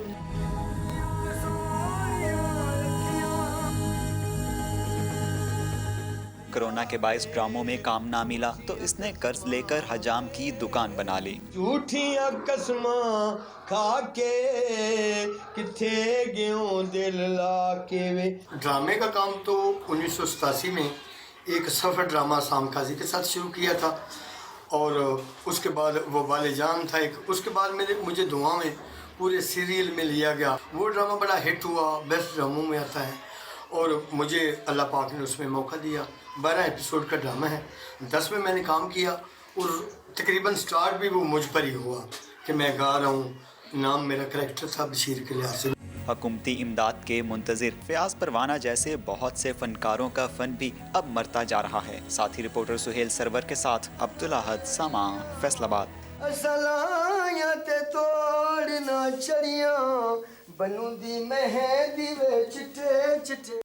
बेहद शुक्रिया फयाज साहब, आपने वक्त दिया। रिपोर्ट तो हमने देखी कि अब ज़िंदगी आपकी कैसी है, अब आप क्या कर रहे हैं, मुश्किलात क्या हैं, लेकिन मैं चाह रहा था कि हम क्यों ना आगाज़ में ज़रा याद कराएं नाजरीन को आपकी एक्टिंग से मुताल्लिक कि किस किस ड्रामे में आपने काम किया, कितना अरसा आपने एक्टिंग की। थोड़ा सा पहले प्लीज़ इससे मुताल्लिक बताएं। अस्सलाम वालेकुम सर जी, मेरा नाम फयाज अहमद है सर। परवाना मुझे लोग कहते हैं। तो मैं 20 साल की एज में कोयटा सर चला गया। वहाँ मैं गुनगुनाता था, कुछ कम्बल वगैरह का मैं काम काज करता था, लाता था और उधर चला जाता था। फिर सर मुझे अल्लाह ताला ने ऐसा मौका दिया कि मेरे दिल में शौक़ था और लगन थी, तो एक सफ़र ड्रामा साम काजी के साथ किया मैंने। 5 मिनट का सीन, फिर वबाल जन, फिर दुआ थ्रू आउट सर पूरे सीरियल में मुझे लिया गया, जो कि हिदायतकार सजाद का ड्रामा है। इसमें पहले एपिसोड से लेकर 10 तक मैंने सर काम किया। तो वैसे ये 12 किस्त का ड्रामा था, मुझे अवार्ड भी इसी में मिला। मेरे 15-18 के करीब सर गीत हैं। जैसे ही स्टार्ट हुआ तो मैंने चिमटा तां वायदा, बालू बत्तियाँ, थेवा, कमीज तेरी काली, बेशुमार सर मेरे इसमें गीत हिट हुए। और बिल्कुल कुछ लोग कहते थे कि पता नहीं ये तावला का केसर लगाते हैं, ये बशीर मुँह हिलाता है। तो सर अल्लाह ताला ने मुझे अल्लाह की मदद और आपकी दुआओं से बड़ा नवाजा है। माशाल्लाह माशाल्लाह। अच्छा फयाज, मुझे ये भी बताएं पसंदीदा गुलकार कौन है आपका? सर मैं बचपन में तो नेसन भट्टी का वो गाता था, पुत्र दा दुखती दा सदमा। फिर तावला ने सर बड़ी मकबूलियत हासिल की, तावला दुनिया में मशहूर बड़ा था। फिर मैंने सर इस तरह तावला गाया कि कभी आप करीब होते तो मैं आपको कोई लाइन सुनाता। तो सर मैं एक ड्रामे में एक शादी पर बुक था, तो ये पुलिस वाले छापा मारने आ रहे थे, तो बारात कोयटा से लाहौर आनी थी। ये ड्रामा का सीन है सर। अच्छा। तो मैंने गाया जो ना करना था वो भी कर डाला हमने, जालिम तेरी खुशी के लिए दिल लगाया, क्या बात, दिल लगी के लिए बन गया रोग जिंदगी के लिए, दिल लगाया था दिल लगी के लिए। क्या बात है, क्या बात है। अच्छा मुझे ये भी बताएं, कोविड ने ज़ाहिर है बड़ा मुतासर किया, हर इंडस्ट्री को मुतासर किया, हर शख्स को मुतासर किया, आप भी उससे मुतासर हुए। फिर आपने सैलून खोला, हजाम की दुकान खोली। सवाल यह है कि इस तरफ क्यों आए आप? मेरा सर मैं बड़ा दुश्वारी में था, फिर मैंने बोला ड्रामे पता नहीं कब मिलेंगे। सर मैंने वो पे लेकर ना वो कर्जे वाले बैंक से सही उसकी शॉप बनाई है। सर आपसे क्या छुपाऊँ, आप इतने अच्छे हैं। मैंने बोला कि पापड़ दूं, बिस्कुट दूं, मेरी बच्ची है छोटी सी, 2 माह के बाद 3 साल की हो जाएगी। तो मैंने बोला पता नहीं पीटीवी कब खुलेगा, कोरोना कब अजाब हटेगा। तो फिर मैं सर बिजी हूँ, थोड़ा सा काम इस पर मेरा रिस्क रोटी बन जाता है, क्योंकि ये छोटा मोटा काम है, बच्चे आते जाते हैं, और साथ में मैं हेयर ड्रेसर का भी काम कर ले तो कोई आ जाता है। एक्चुअली दोनों मेरी गलियाँ वाली तमाम गैर काश्तकार हेयर ड्रेसर ही हैं, उसमें भी मुझे कम मौका मिलता है स्कोर करने का। आप यकीन जानिए मुझे सुनकर बहुत अच्छा लगा और आपसे मिलकर, आपसे बात करके भी बहुत अच्छा लग रहा है कि आपने बहुत दुरुस्त फैसला किया अपनी औलाद की बेहतरीन नशोनुमा के लिए, और ज़ाहिर है उनके लिए, उनके बेहतर मुस्तकबिल के लिए आप ये मेहनत कर रहे हैं। और आपने ये सोचा कि चलो कहीं से कर्जा पकड़ता हूँ और कुछ करता हूँ, हाथ नहीं फैलाया, किसी से मांगा नहीं, ख़ानदान की तरफ या किसी इंडस्ट्री की तरफ नहीं देखा आपने खुद करने का सोचा। लेकिन मैं फिर भी आपसे पूछना चाहूँगा कि हमने इस कोविड के दौरान देखा कि आर्टिस्ट बिरादरी के लिए कुछ फंड्स के ऐलानात भी हुए थे गवर्नमेंट की तरफ से, तो क्या उस फंड में से आपको भी कुछ मिला? आपने उस तरफ देखा या नहीं? आपने कहा नहीं मैं खुद से ही करता हूँ कुछ? नहीं साहब जी, मेरे 10-15 ड्रामे भी हैं, कभी कोई रॉयल्टी मिली होती तो सर कोई बात नहीं थी, आप मेरे भाई थे, मैं आपको बता देता। कभी कोई बजट नहीं आया, कभी कोई रॉयल्टी नहीं आई, और मैंने हमेशा भूखे प्यासे रहकर लोगों का दिल खुश किया है। मैंने गाकर पूरी ज़िंदगी किसी को नहीं कहा कि मैंने सिगरेट पीने हैं या मैंने खाना खाना है या मैंने लंच या डिनर करना है। मैं सर अपने ज़ोर पर ही अल्लाह की दी हुई ताकत को आजमाता रहा हूँ। अल्हम्दुलिल्लाह, अल्हम्दुलिल्लाह। मैं फिर कहूँगा आपने बहुत दुरुस्त रास्ते का इंतखाब किया। अब मुझे बताएं, ज़रा एक्टिंग, सिंगिंग वो एक तरफ, फिर आपने अब कर्ज लिया, दुकान खोली, लेकिन फिर भी दबी हुई दिल की कोई ख्वाहिश जो आप समझते हैं कि हो जाए अगर वो पूरी तो ज़िंदगी बदल जाए, संवर जाए, हसीन हो जाए? मेरी ख्वाहिश तो यही है कि सर कि मैं नात वगैरह बड़ी अच्छी पढ़ता हूँ, आका अलैहिस्सलाम की याद में शायरी भी कर लेता हूँ। मुझे कोई नात का काम बने, कोई मेरी ऑडियो वीडियो करवाई जाए, या प्लीज़ ड्रामे में दोबारा मुझे बड़ा शौक़ है। मैं बड़ा मैच्योर काम करता हूँ अपनी तरफ से, और ख़ुद पीटीवी को इतने बड़े ड्रामों को सर मैंने गाने दिए, तू नहीं तो तेरी यादा से बालो बत्तियाँ। जब मेरे साहब कराची गए तो मैंने बोला सारी रात रुनिया ते पल सुख नहीं पाया, सच्ची दस वे ढोला तू कल क्यों नहीं आया, तू कल क्यों। मैंने सर थ्रू आउट पूरे पीटीवी को खुद गाने दिए, खुद लिखे कि ऐसे मैं करूँगा, ऐसे करूँगा, तो किसी ने गौर ही नहीं किया सर। अगर 5 शो भी किसी से लिया होता तो सर आपको बता देता। बहुत शुक्रिया फयाज भाई, बहुत शुक्रिया साथ मौजूद है। पर इंशाल्लाह दोबारा से काम मिलेगा आपको, बहुत अच्छा काम मिलेगा। जो आप काम कर रहे हैं उसके साथ साथ कीजिएगा, क्योंकि ये ज़ाहिर है ये आपका अपना एक काम है, इसको भी ज़रूर तवज्जो दीजिएगा। चलिए बढ़ते हैं आगे, क्यों ना कुछ खाने मौसम पीने और की खाने की बात, बात। भूख लगना शुरू हो गई है, तो हम खाने पीने की बात करते हैं, भूख ताकि और लगे हमें। पेशावर में मौसम सरमा की पहली बारिश हुई तो खाने पीने के शौकीन अफराद चपली कबाब का लुत्फ उठाने दुकानों पर पहुंच गए। सुहाने मौसम में गर्मा गर्म चपली कबाब के बारे में सैयद शहाबुद्दीन ने रिपोर्ट तैयार किया, ये आपको दिखाते हैं।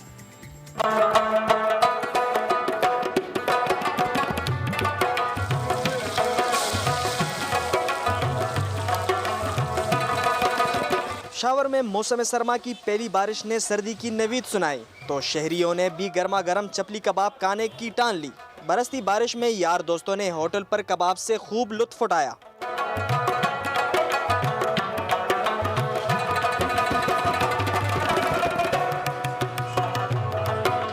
मौसम भी अच्छा है, बारिश भी हो रही है, इतनी दूर से मैं आया हूँ ये कबाब खाने के लिए। इनके कबाब मुझे बहुत अच्छे लगते हैं और अभी मैं इधर खाने भी आया हूँ और घर भी ले जाऊँगा इंशाल्लाह। बारिश के इस मौसम में अंडा, धनिया, टमाटर, मिर्च और दीगर मसाला जात से तैयार करदा चपली कबाब की मांग बढ़ जाती है। लोग पंजाब, सऊदी, दुबई भी लोग ले जाता है, लेकिन फिर इधर पेशावर में बारिश हो जाता है, फिर लोग बहुत पसंद करते हैं।